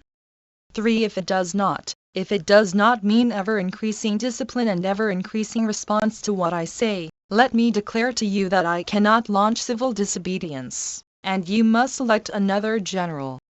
You cannot make me your general on your terms, for you must fulfill the conditions set down in the Independence Pledge. You must allow me to tell you that if you do not fulfill those conditions it will not be possible for me to launch a struggle. You cannot compel me to lead you against my will. When you appoint me as your general, you must obey my command. There can be no argument about it. Know, therefore, that I will insist on my conditions. They are inexorable, and if you do not observe them, I will automatically withdraw. The general of a military army insists on strict discipline. I go on arguing with you, because my only sanction is love. I say to you, therefore, that unless you accept my condition, unless you have faith in them as you have in me, you should not think of going to jail. If you will go to jail, you have to pay the price. 5 hours is a civil fight, and imprisonment as a civil prisoner has got to be earned by strict observance of the program. For thieves and dacoits also fill the jails, but they do not carry the country to freedom. Well, then, I laid down the conditions in 1920 and have never ceased to repeat them. You may not believe in the program, you. One Congress Bulletin here adds, it should not mean that I should keep you in the dark regarding my feelings. 2. This sentence is from Congress Bulletin. 3. Congress Bulletin here has, in one way it is a great thing, but in another sense it can also be worthless. I can say I cherish love for all in my heart. Perhaps you also do so, but your love must be active. 4. The following 5 sentences are from Congress Bulletin. 5. Congress Bulletin here has, for love must be characterized by patience. I have heard friends criticizing the Charta. I know you are all ready to go to jail, but you must earn the right and pay the price for going to jail. You will not be going to jail as criminals. 72. The collected works of Mahatma Gandhi may have grown wiser since then, but I have not. My faith in it has increased with the years. I see more virtues in it than I saw before when I turned a rebel against this government in 1919, but before that I was as loyal to it as any Britisher to it. Is that unique loyalty that gave me the unique power of civil disobedience, and the unquenchable spirit of search. I therefore go on making my experiments and also go on declaring my mistakes whenever I discover them. I am an erring mortal like you 3. I have never even in my dream thought that I was a Mahatma great soul and that others were Alpa-Atma little souls. We are all equal before our Maker, Hindus, Musulmans, Parsis, Christians, worshippers of one God. Why then do we fight among ourselves? We are all brothers. Then the Quaidism is my brother. I have meant all that I have said about him, never has a frivolous word escaped my lips, and I say that I want to win him over. A speaker said that I would not fight until I had won him over, and he was right, for there was a time when there was not a Muslim whose confidence I did not enjoy. Today I have forfeited that confidence, and most of the Urdu press pours abuse on me. 5. But I am not sorry for it. It only confirms me in my belief that there is no Swaraj without a settlement with the Musulmans. You will perhaps ask, in that case, why I am talking of a fight. I do so in order to have a constituent assembly, which means agreement and settlement. But if the Musulmans will have nothing to do with it, I will understand that there is no settlement. 6. I am also a One Congress Bulletin here has, the more I think about non-violence, the greater the virtues I find in it. 2. Congress Bulletin here reports, I have been an outlaw since 1918. Before that I was so loyal to the Empire that I wrote to Lord Chelmsford that I long to have the same loyalty towards the Empire as a Britisher has in his heart. I wrote those words because I am a believer in truth. Truth is my God, and I could not have written anything else. I wanted to be true to myself. 3. Congress Bulletin here has, you may have other ways and truth and non-violence, but mine is the same old path, and, being just a human being like you, I also commit mistakes. 4. Congress Bulletin here adds, I would be happy indeed if he could keep me in his pocket. 5. Congress Bulletin here reports, I do not read all that appears in the Urdu press, but perhaps I get a lot of abuses there. 6. Congress Bulletin here has, if Muslims who came to the Constituent Assembly through Muslim votes declare that there is nothing common between Hindus and Muslims, then alone would I give up hope, but even then I would argue with them because they read the Quran and I have also studied something of that holy. Volume 78, 23 February, 1940-15 July, 1940. 73.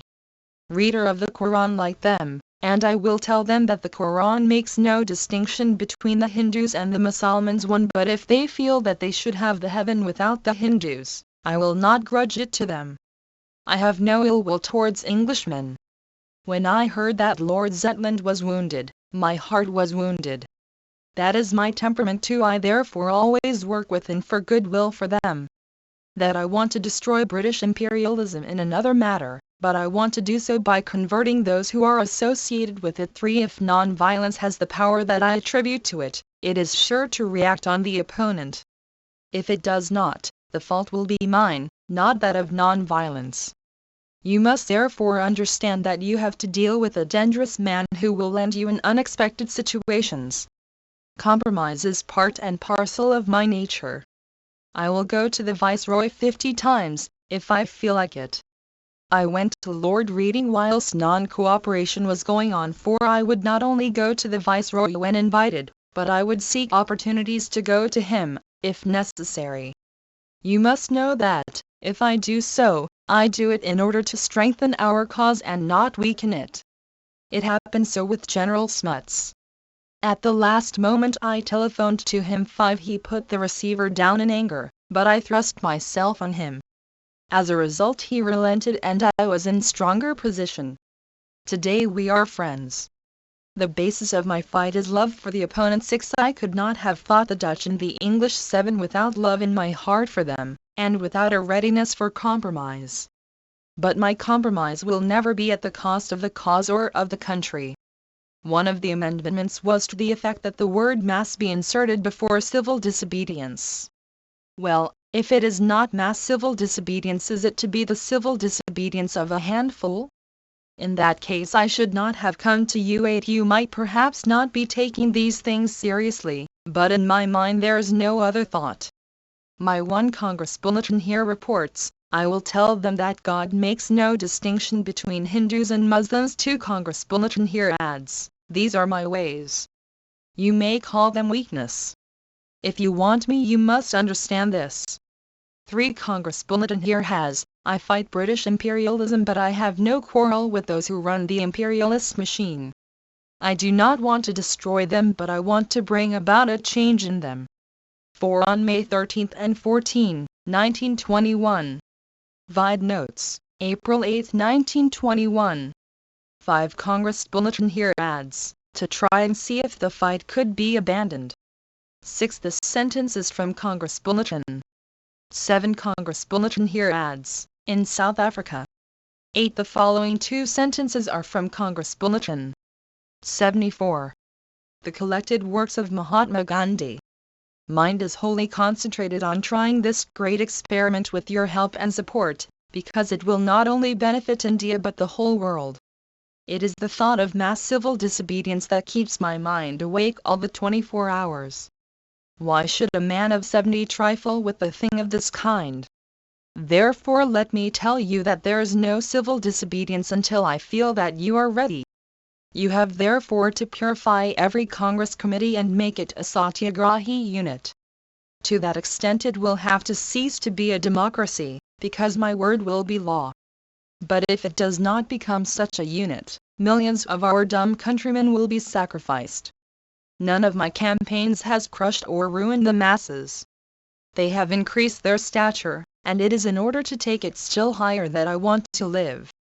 There was in the earlier campaigns enough of violence of thought and word, but there was non-violence in act, and therefore the masses were saved. I would not lightheartedly imperil those masses today, and that is why I insist on strictest non-violence and the fulfillment of my conditions. For that is the only link that binds them and me when I may have to lay down my life for preserving the power that has accrued to India. You may not be able to analyze that power, but it is there. It is the power of ahimsa. If I am your general, your pulse should be in my hands. Otherwise I cannot fight through you. I can fight single-handed, but for that fight I need not come and argue with you. One last word before I close. I do not want to stand in the way of those who want to fight at once.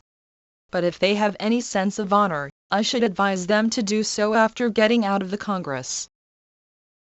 Let me assure them that, if they put up a non-violent fight and carry it through, I shall follow their lead.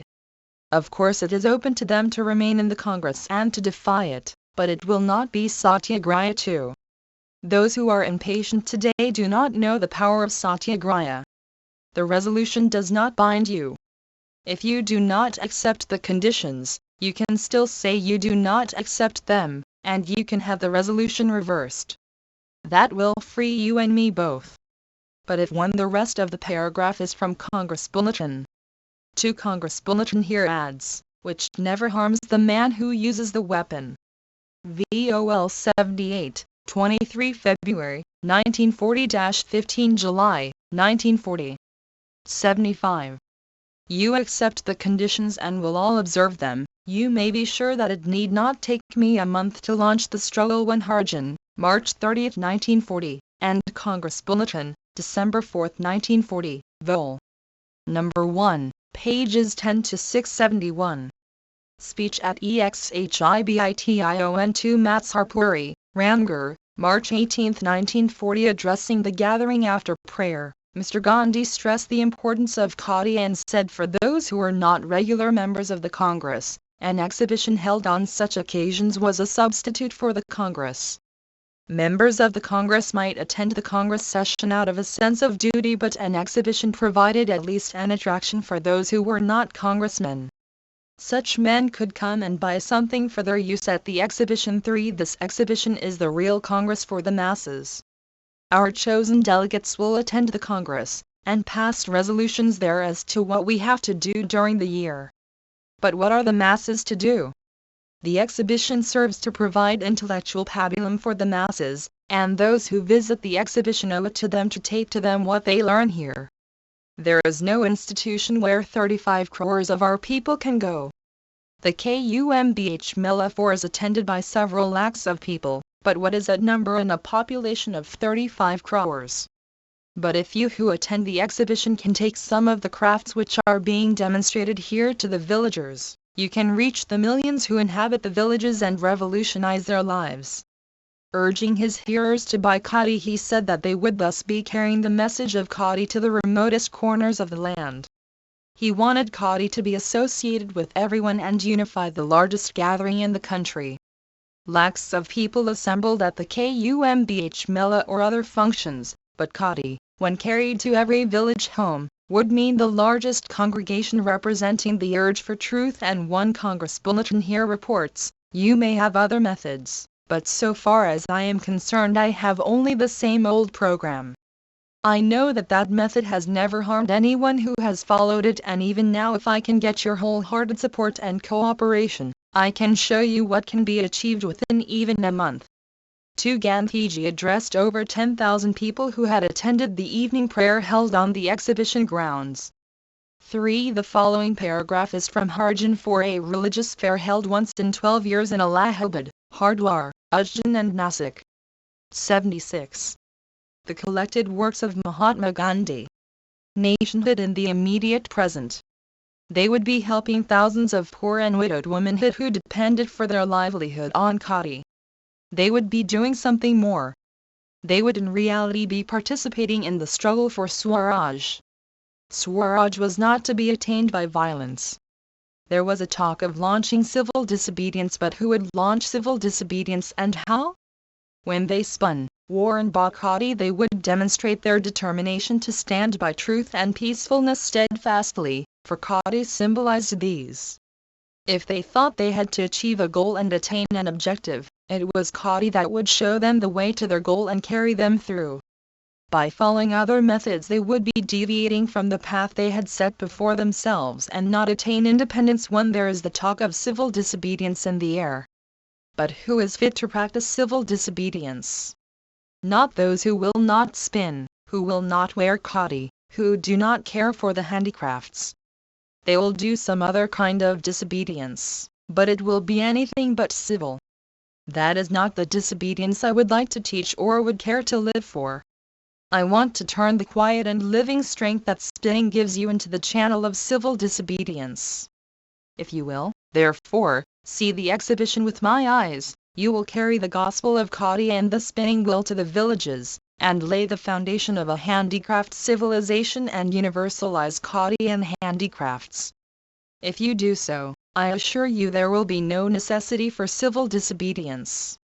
If you will not do so, if you do not spin, do not universalize khadi, I may go to jail and be there for a number of years, but it will be all in vain. Without khadi and without handicrafts the Congress boat, far from carrying us to the port, will sink in midstream. Amrita Bazar Patrika, March 20, 1940, and Harjan, March 30, 1940. 72. Interview to Associated Press2 Ramgarh, March 19, 19403. It was a soul-stirring sight to see people standing knee-deep in water awaiting instructions to disperse. I feel God ranged himself on the side of the people and gave them a foretaste of the suffering to be voluntarily undergone as the price of freedom. 1. What follows is from Harjan 2. According to the Hyderabad, March 21, 1940, Gandhiji was pacing up and down the veranda of his hut and listening to reports regarding the rain. 3. The dateline is from the Hyderabad, March 21, 1940. Volume 78, 23 February, 1940-15 July, 1940. 77. Every session has its lesson. This has a lesson for workers to choose a site which will be proof against bad weather. Not that the slightest reflection can be cast on those who chose Ramgarh as their site. They have had no reason to fear rain at this time of the year. I feel for Rajan Babu, who, with his band of workers, slaved night and day to make the session a success so far as the arrangements are concerned. The Hindu, March 20, 1940. 73. Speech at Congress SESSION1 Ramgarh, March 20, 1940. I am pleased to have been here to hear all these discussions today. When I see that all those who have spoken had the word civil disobedience on their tongue, I am reminded of the biblical saying, "Not everyone that saith to me, Lord, Lord, shall enter into the kingdom of heaven, but he that doeth the will of my Father who is in heaven, he shall enter the kingdom of heaven." 2 Cheers. I do not need your cheers. I want to win your hearts and your intellects, and cheers and acclamations stand in the way of winning them. Point 3. It is not those who shout the word civil disobedience that can launch civil disobedience. It is only those who work for civil disobedience that are capable of launching the movement. Real civil disobedience makes it binding on those who join it to do what they are enjoined to do and avoid what is prohibited. Civil disobedience properly launched and conducted is bound to lead to freedom. I feel you are not prepared for therefore when I saw you acclaiming the speakers who said that we are ready I was shocked. For I know that we are not ready. It is true that we all know and realize that we are slaves in our own land. We also realize that freedom is essential for us. Further, we all realize that we will have to fight for freedom. I may also join you in applauding the speakers who have demanded immediate launching of civil disobedience. A thief has. 1. Gandhiji spoke in Hindi. 2. St. Matthew, 7th 21 3. This sentence is from Harjan 4. The following 2 sentences are from Harijan. 78. The collected works of Mahatma Gandhi. Come and turned me out of my house. I will have to fight him and get it back, but before I can do this, I must be prepared. Applause. Your claps only demonstrate that you do not understand what this preparation means. Your general finds that you are not ready, that you are not real soldiers, and that if we proceed on the lines suggested by you, we are bound to be defeated. And knowing this, how can I ask you to fight? I know that with such as you I can only have defeat. I must make it clear that I am not prepared to do anything for which I will have to repent. I have never acknowledged defeat throughout all these years in any of my struggles. Though some people may point out to Raikot, I maintain that it was not a defeat for me. Future history alone can make this clear too. The word defeat is not to be found in my dictionary, and everyone who is selected as a recruit in my army may be sure that there is no defeat for a satyagrahi. I can assure you, and I promise you and publicly announce it, that when you are ready I shall march forth, and then I shall have no doubt about victory. I said this before the Subjects Committee and I repeat it again here. Purify your mind and heart. Some people here have been asserting that it is not necessary for us to concentrate on the charkha before launching a fight.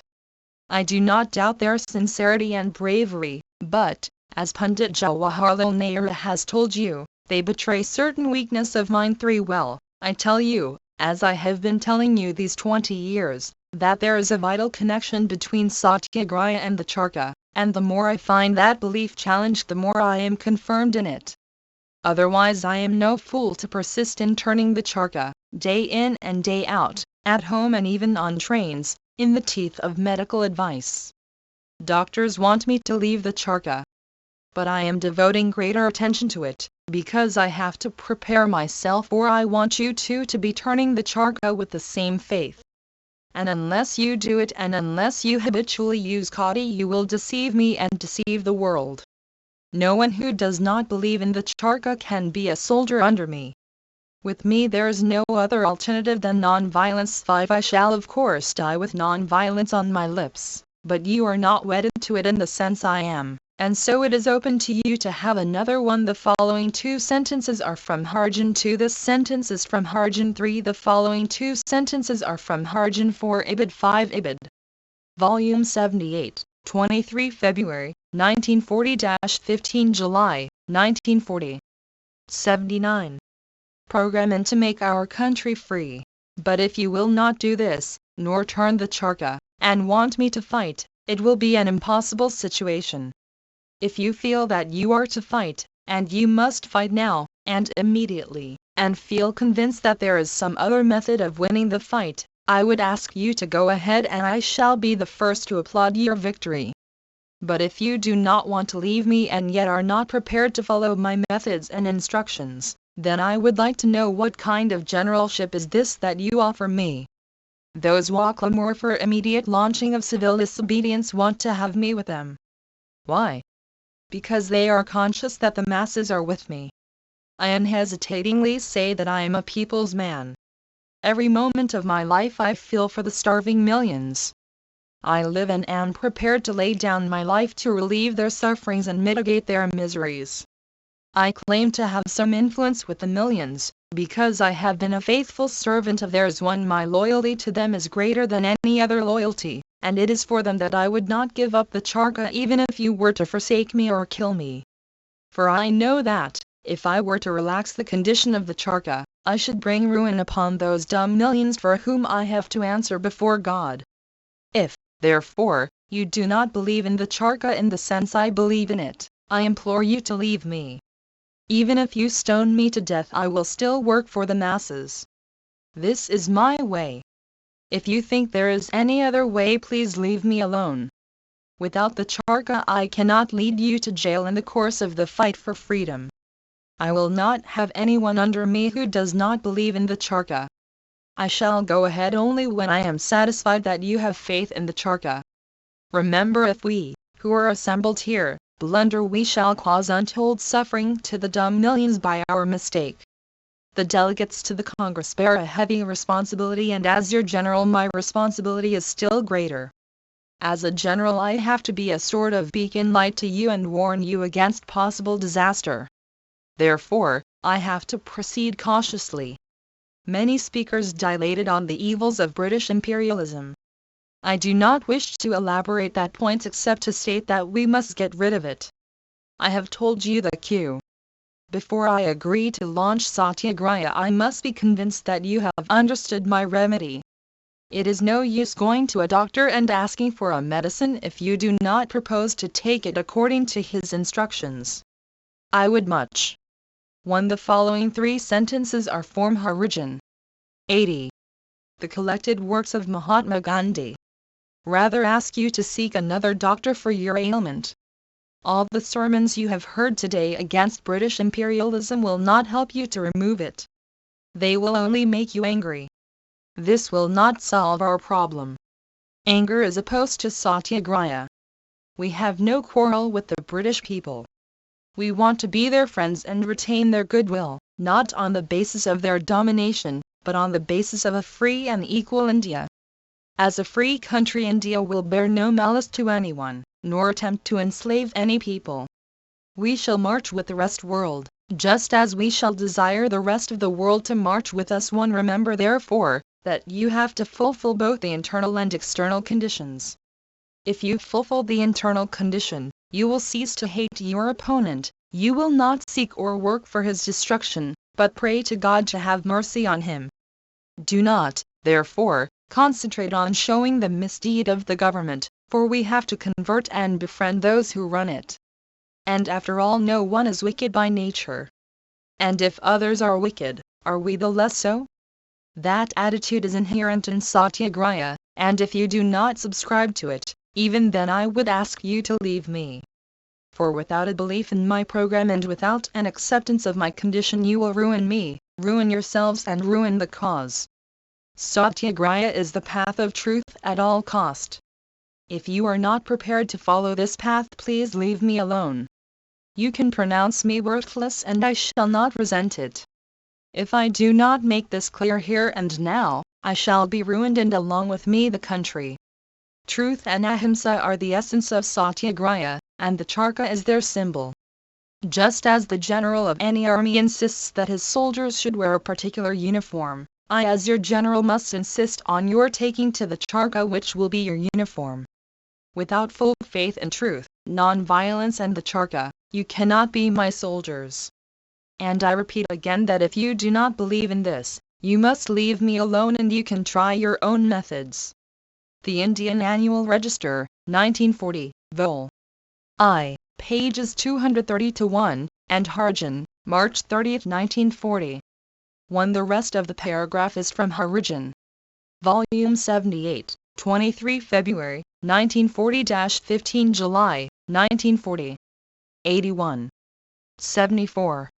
Interview to Ceylonese Delegatation 1 Ramgarh, March 20, 1940. Mahatmaji's first words were, "It is an unfortunate thing that is happening to Indians in Ceylon." We explained to him that the problem was an economic one and that Indians in Ceylon, apart from laborers and a few others, were mainly exploiters. Petty traders and chettiars have captured the entire import and export trade and many estates from peasants in distress. The people of Lanka only see this side of India. Gandhiji replied, "Yes, that is too true. The fault is on both sides."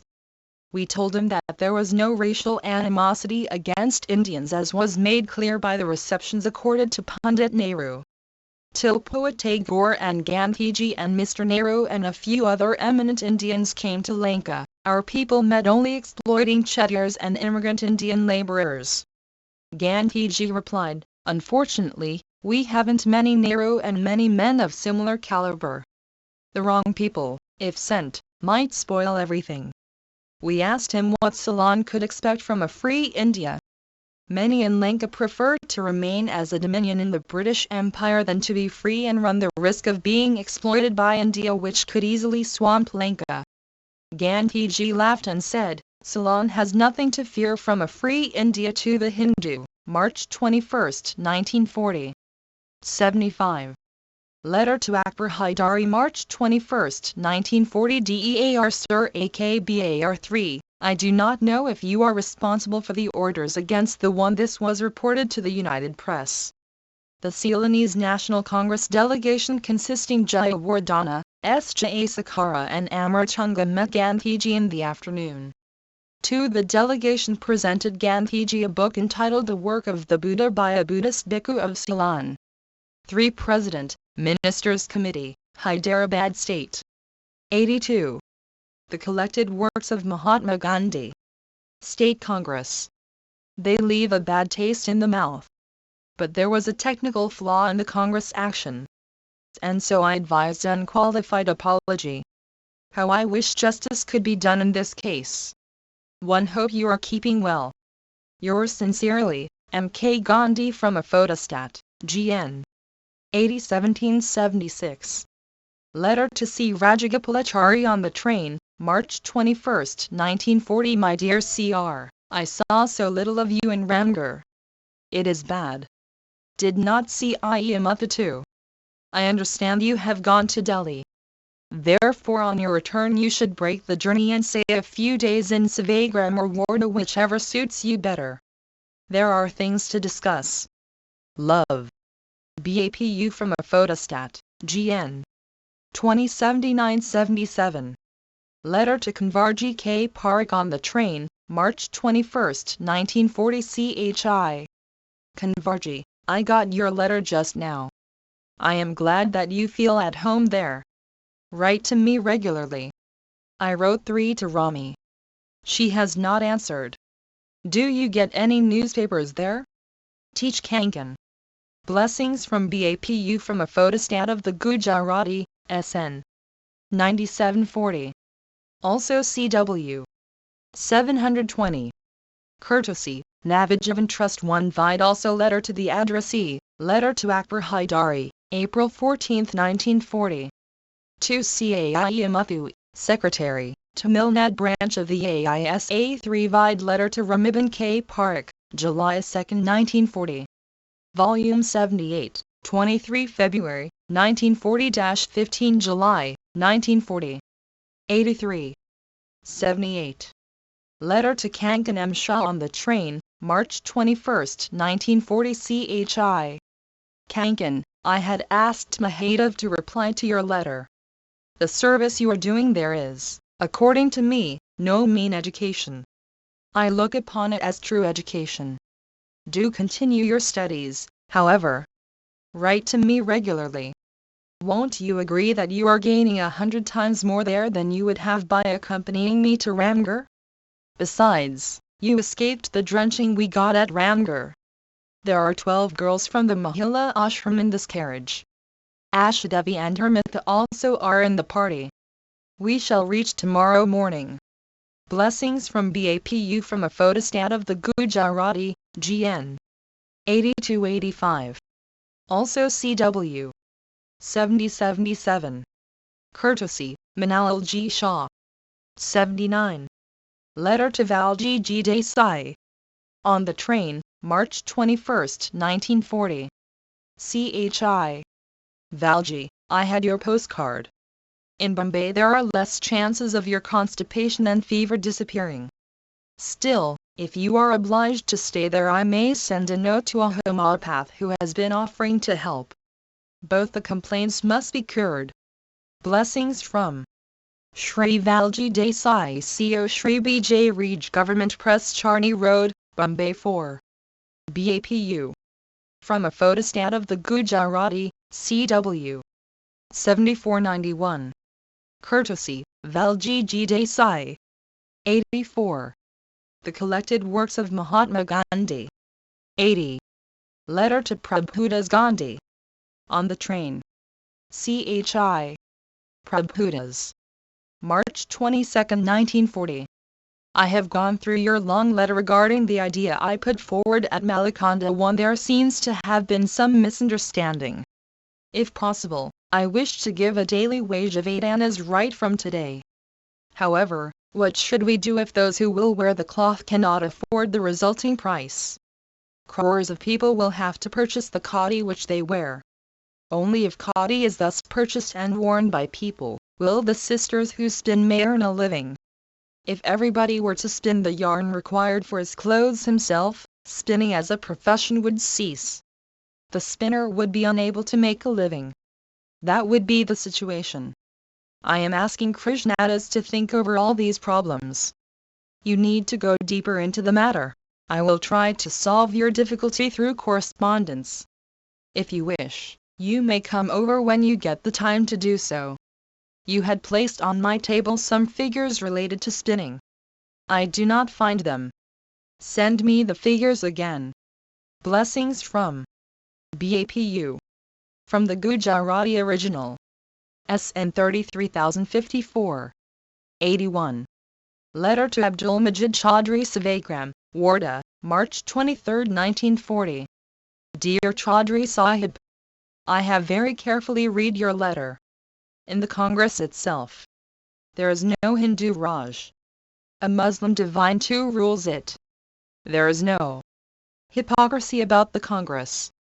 Englishmen, Christians, Parsis and Muslims have dominated the Congress.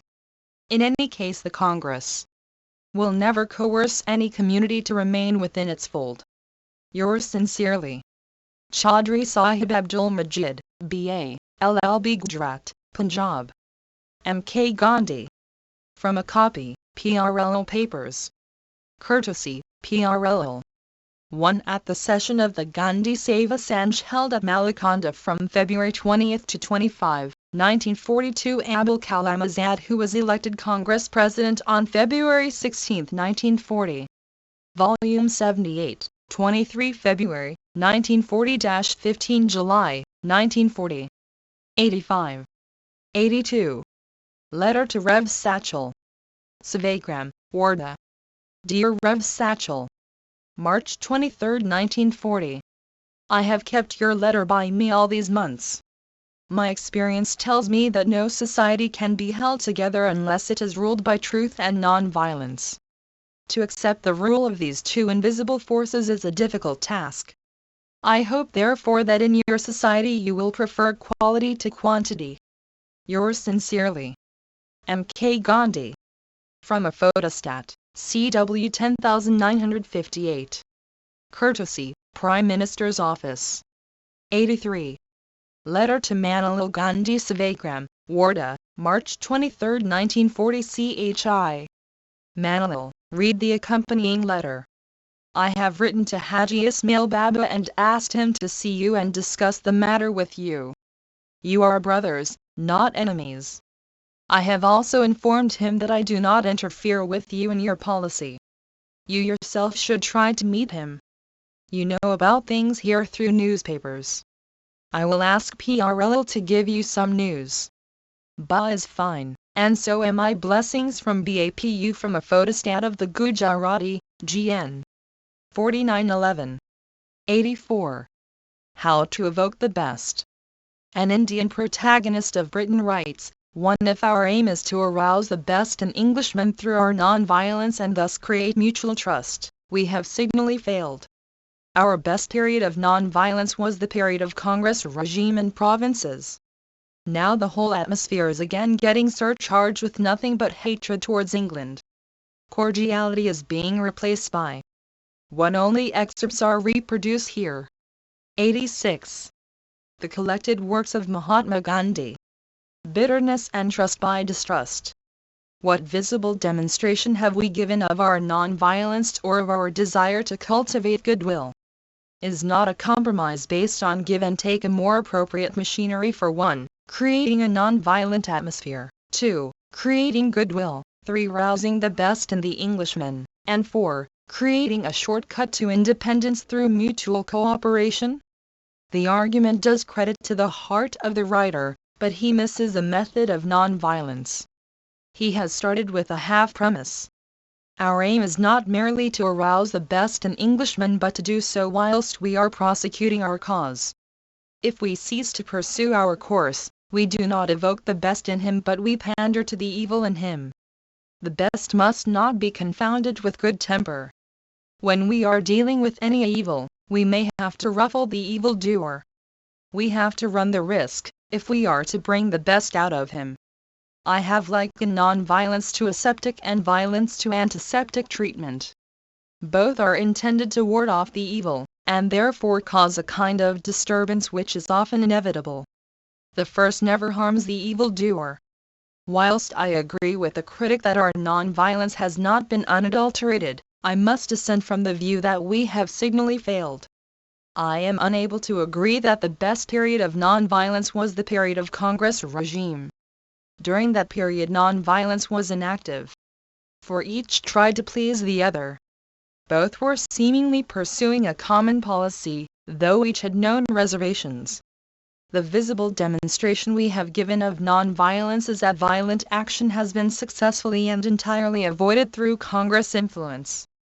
Being too near the event, we are not able to have a true measure of the great restraint exercised by millions of men and women.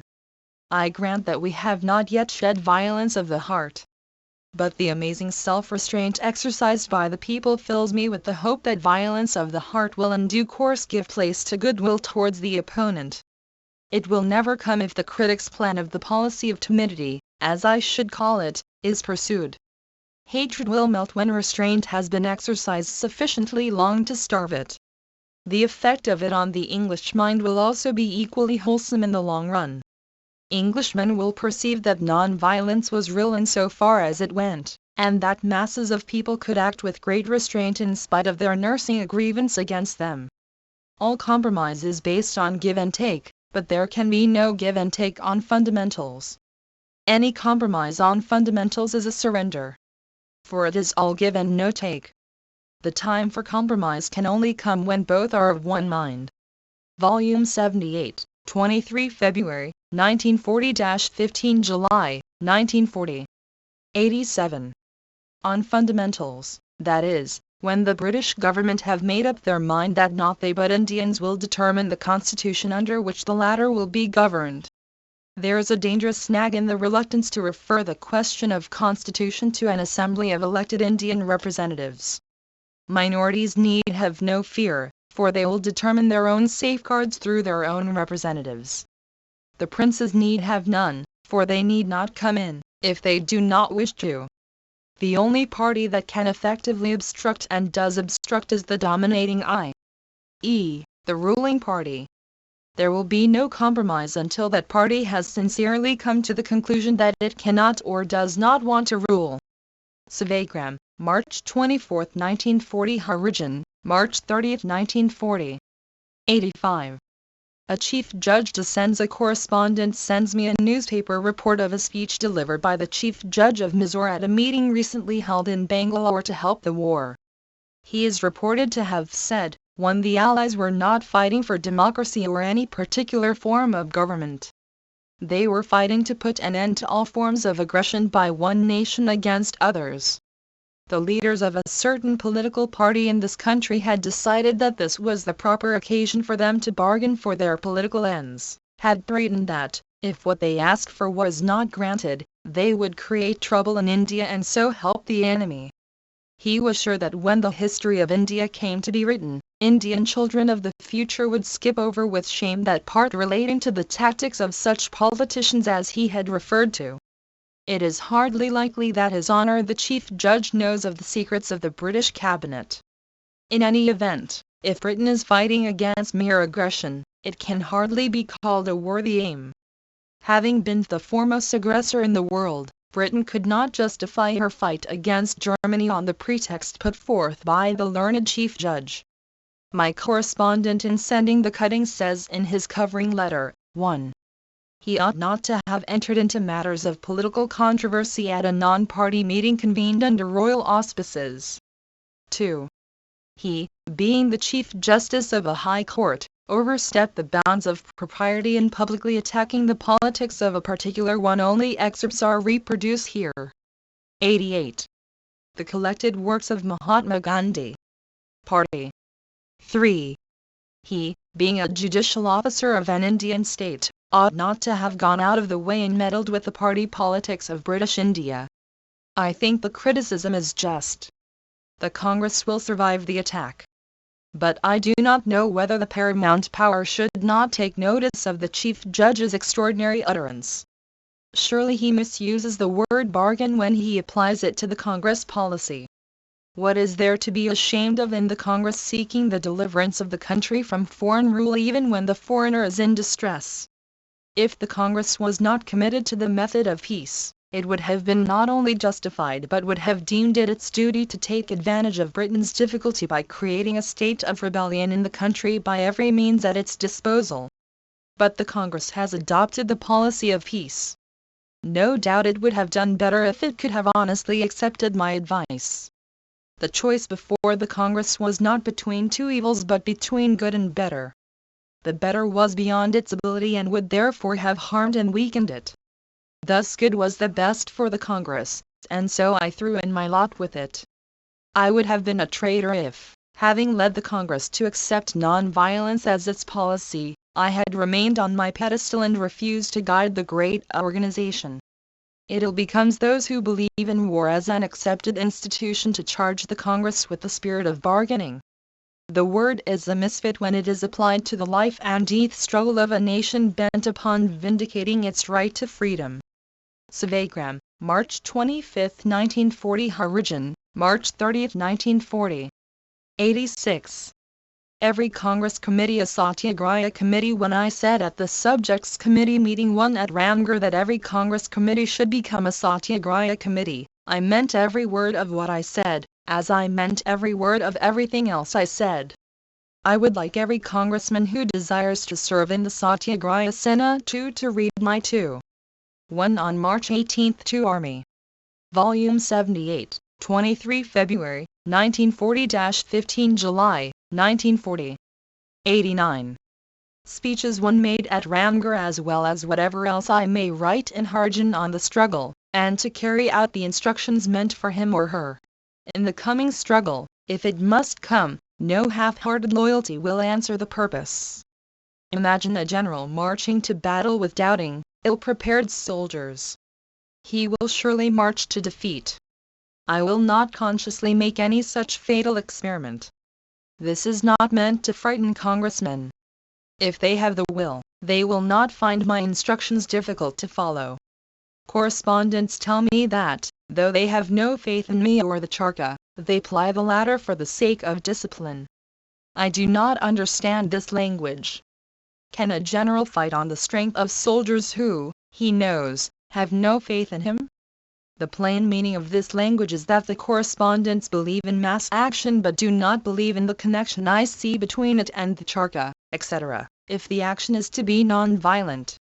They believe in my hold on the masses, but they do not believe in the things which I believe have given me that hold. They merely want to exploit me and will grudgingly pay the price which my ignorance or obstinacy according to them demands. I do not call this discipline. True discipline gives enthusiastic obedience to instructions even though they do not satisfy reason. A volunteer exercises his reason when he chooses his general, but after having made the choice, he does not waste his time and energy in scanning every instruction and testing it on the anvil of his reason before following it. His is not to reason why. Now for my instructions. Every Congress committee should become a Satyagraha committee and register such congressmen who believe in the cultivation of the spirit of goodwill towards all, who have no untouchability in them in any shape or form, who would spin regularly, and who habitually use khadi to the exclusion of all other cloth. I would expect those who thus register their names with their committees to devote the whole of their spare time to the constructive program. If the response is sincere, these Satyagraha committees would become busy spinning depots. They will work in conjunction with and under the guidance of AISA branches in a business-like manner so that there remain, in the jurisdiction of the committees, no congressmen who have not adopted khadi for exclusive use. I shall expect business-like reports to be sent from provincial headquarters to the AICC. As to the progress of the work of the Satyagraha committees, seeing that one vide speech at Subjects Committee, March 18, 1940, and speech at Congress session, March 20, 1940. 90. The collected works of Mahatma Gandhi. This registration is to be purely voluntary. The reports would mention the numbers both of those who give their names for registration and those who do not. The registered Satyagrahis will keep a diary of the work that they do from day to day. Their work, besides their own spinning, will consist in visiting the primary members and inducing them to use khadi, spin and register themselves. Whether they do so or not, contact should be maintained with them. There should be visits paid to Harjan homes and their difficulties removed so far as possible. Needless to say that names should be registered only of those who are willing and able to suffer imprisonment. No financial assistance is to be expected by Satyagrahi prisoners whether for themselves or their dependents. So much for the active Satyagrahis. But there is a much larger class of men and women who, though they will not spin or court or suffer imprisonment, believe in the two cardinal principles of Satyagraha and welcome and wish well to the struggle. These I will call passive Satyagrahis. They will help equally with the active ones, if they will not interfere with the course of the struggle by themselves courting imprisonment or aiding or precipitating strikes of laborers or students. Those who out of overzeal or for any other cause will act contrary to these instructions will harm the struggle and may even compel me to suspend it. When the forces of violence are let loose all over the world and when nations reputed to be most civilized cannot think of any force other than that of arms for the settlement of their disputes, I hope that it will be possible to say of India that she fought and won the battle of freedom by purely peaceful means. I am quite clear in my mind that, given the cooperation of politically minded India, the attainment of India's freedom is perfectly possible through unmixed non-violence. The world does not believe our pretension of non-violence. Let alone the world, I, the self-styled general, have repeatedly admitted that we have violence in our hearts, that we are often violent to one another in our mutual dealings. I must confess that I will not be able to fight so long as we have violence in our midst. But I will fight if the proposed register is honest and if those who courageously keep out will not disturb the even course of the struggle. Non-violent action means mobilization of world opinion in our favor. I know that a growing number of thinking men and women of the world are sick of the war spirit, they are longing for a way of peace, and they are looking to India to point that way. Volume 78, 23 February, 1940-15 July, 1940. 91. We cannot have that opinion on our side if we are not honestly non-violent. Let me repeat what I have said in these columns, that I shall be able to fight with a very small army of honest satyagrahis and shall feel powerless and embarrassed if I have a huge army in which I can have no trust or as to whose behavior I am not always sure. I expect the AICC to organize satyagraha committees and report to me from time to time of the progress made. If there is an enthusiastic response, inside of 1 month it should be possible to forecast the exact period required to put the satyagraha committees in working order. Sevagram, March 25, 1940. Harijan, March 30, 1940. 87. My answer to Quaidism Jinnah is reported to have said 1. Mr. Gandhi has been saying for the last 20 years that there cannot be any Swaraj without Hindu-Muslim unity. Mr. Gandhi is fighting for a constituent assembly. May I point out to Mr. Gandhi and the Congress that they are fighting for a constituent assembly which we cannot accept. Therefore, the idea of a constituent assembly is impracticable and unacceptable. Mr. Gandhi wants a constituent assembly for purposes of ascertaining the views of Muslims, and if they do not agree, he would then give up all hope and then would agree with us too if there exists the will to come to a settlement with the Muslim League. Then why does not Mr. Gandhi, as I have said more than once, honestly agree that the Congress is a Hindu organization and that it does not represent anything but the solid body of Hindus? Why should Mr. Gandhi not be proud to say, I am a Hindu and the Congress is a Hindu body? I am not ashamed of saying that I am a Muslim and that the Muslim League is the representative of Muslims. Why all this camouflage? Why this threat of civil disobedience? And why this fight for a constituent assembly? Why should not Mr. Gandhi come as a Hindu leader and let me meet him proudly representing the Musalmans? My position is and has been clear. I am proud of being a Hindu, but I have never gone to anybody as a Hindu to secure Hindu-Muslim unity. My Hinduism demands no pacts. My support of the Caliphate was unconditional. I am no politician. In 1 inch his presidential address at the Lahore session of the All India Muslim League on March 22, 2 Vide speech at Subjects Committee, March 18, 1940. 92. The collected works of Mahatma Gandhi. The accepted sense. But whatever talks I had with Quaidism or any other have been on behalf of the Congress, which is not a Hindu organization. Can a Hindu organization have a Muslim divine as president, and can its working committee have 4 Muslim members out of 15? I still maintain that there is no Swaraj without Hindu-Muslim unity. I can never be party to the coercion of Muslims or any other minority. The Constituent Assembly as conceived by me is not intended to coerce anybody. Its sole sanction will be an agreed solution of communal questions. If there is no agreement, the Constituent Assembly will be automatically dissolved. The Constituent Assembly or any body of elected representatives can alone have a fully representative status. The Congress representative capacity has been and can be questioned. But who can question the sole representative capacity of the elected delegates to the Constituent Assembly? I cannot understand the Muslim opposition to the proposed Constituent Assembly. Are the opponents afraid that the Muslim League will not be elected by Muslim voters? Do they not realize that any Muslim demand made by the Muslim delegates will be irresistible?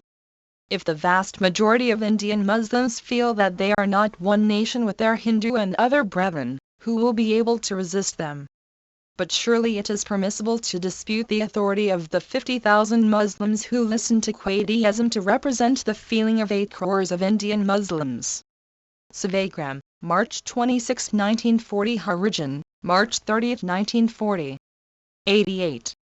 A brave statement. Sri Jayaprakash Narayan sent me a copy of his statement 1 before the court, which is printed below. It is worthy of him, brave, brief and to the point. It is an irony of fate, as he himself has said, that his patriotism should be penalized. What tens of thousands think and thousands say in their talks, Sri Jayaprakash has said in public and before the very men who are producing war material. It is true that, if his words take effect and they are repeated, the government would be embarrassed. But such embarrassment should set them thinking about their treatment of India instead of punishing a patriot for his open thinking. The concluding portion of the statement proves the author's intense humanitarianism. He has no malice in him. He wants to invite Appendix Jayaprakash Narayan's statement, March 30, 1940, Volume 78, 23 February, 1940-15 July, 1940. 93. And imperialism and Nazism. He has no quarrel with Englishmen or Germans and says truly that, if England were to shed imperialism, not only India but the freedom-loving people of the whole world would exert themselves to see the defeat of Nazism and the victory of freedom and democracy. Sevagram, March 26, 1940. Origin, March 30, 1940. 89. Letter to Esther Menon Wardha, March 26, 1940. My dear child, it seems ages when I heard from you last. Therefore it gave me joy to see your letter to Charlie, who has forwarded it to me for disposal. Why have you not been writing to me? I know you are careful about my time. But I do want an occasional line from you. The girls are the biggest problem for you. But there too you have to trust God to lead you. No use fretting about things we cannot mend. How are you keeping yourself? Charlie had a narrow escape. He is still bedridden but out of danger. I saw him often enough when I was in Calcutta. Mahadev, who has just returned from Calcutta, brings news of slow but steady progress. For the family here, I am keeping fit. Ba has a persistent cough and is weak. Mahadev is living here. The place is fairly crowded. Mary One is still in the village of her choice, sticking to it in spite of difficulties. M writes to me now and then. Love. BAPU. My dear child, pages 115-90. Letter to Krishnakandra. Sevagram, March 26, 1940. CHI. Krishnakandra, Sushila Ben's remarks were relevant because she was explaining what I meant. I showed your letter to AF Sushila, also 1F Mary Bar. 94. The collected works of Mahatma Gandhi. Saw it. Both should have seen it. Why don't you see that your giving the details does not help matters? Whatever he has taken is not for his personal use. There is no friend in Khandwara who would provide everything. That is why I sent Manal once in advance and then also accompanying him. There is no harm if he has taken with him more than he should have. If he had gone alone he would have taken neither grain nor utensils. Your criticism of me is quite correct. My lifestyle has become grandiose. It is getting rather difficult to check it. The items for my use can only be carried from here. Only fruit may be available for me on the way. All the same, there is too much fuss in preparing things for me. Doing so in the case of others would seem to be merely swimming with the current. In any case, neither thing has my approval. Blessings from BAPU. From a photostat of the Hindi, GN. 434191.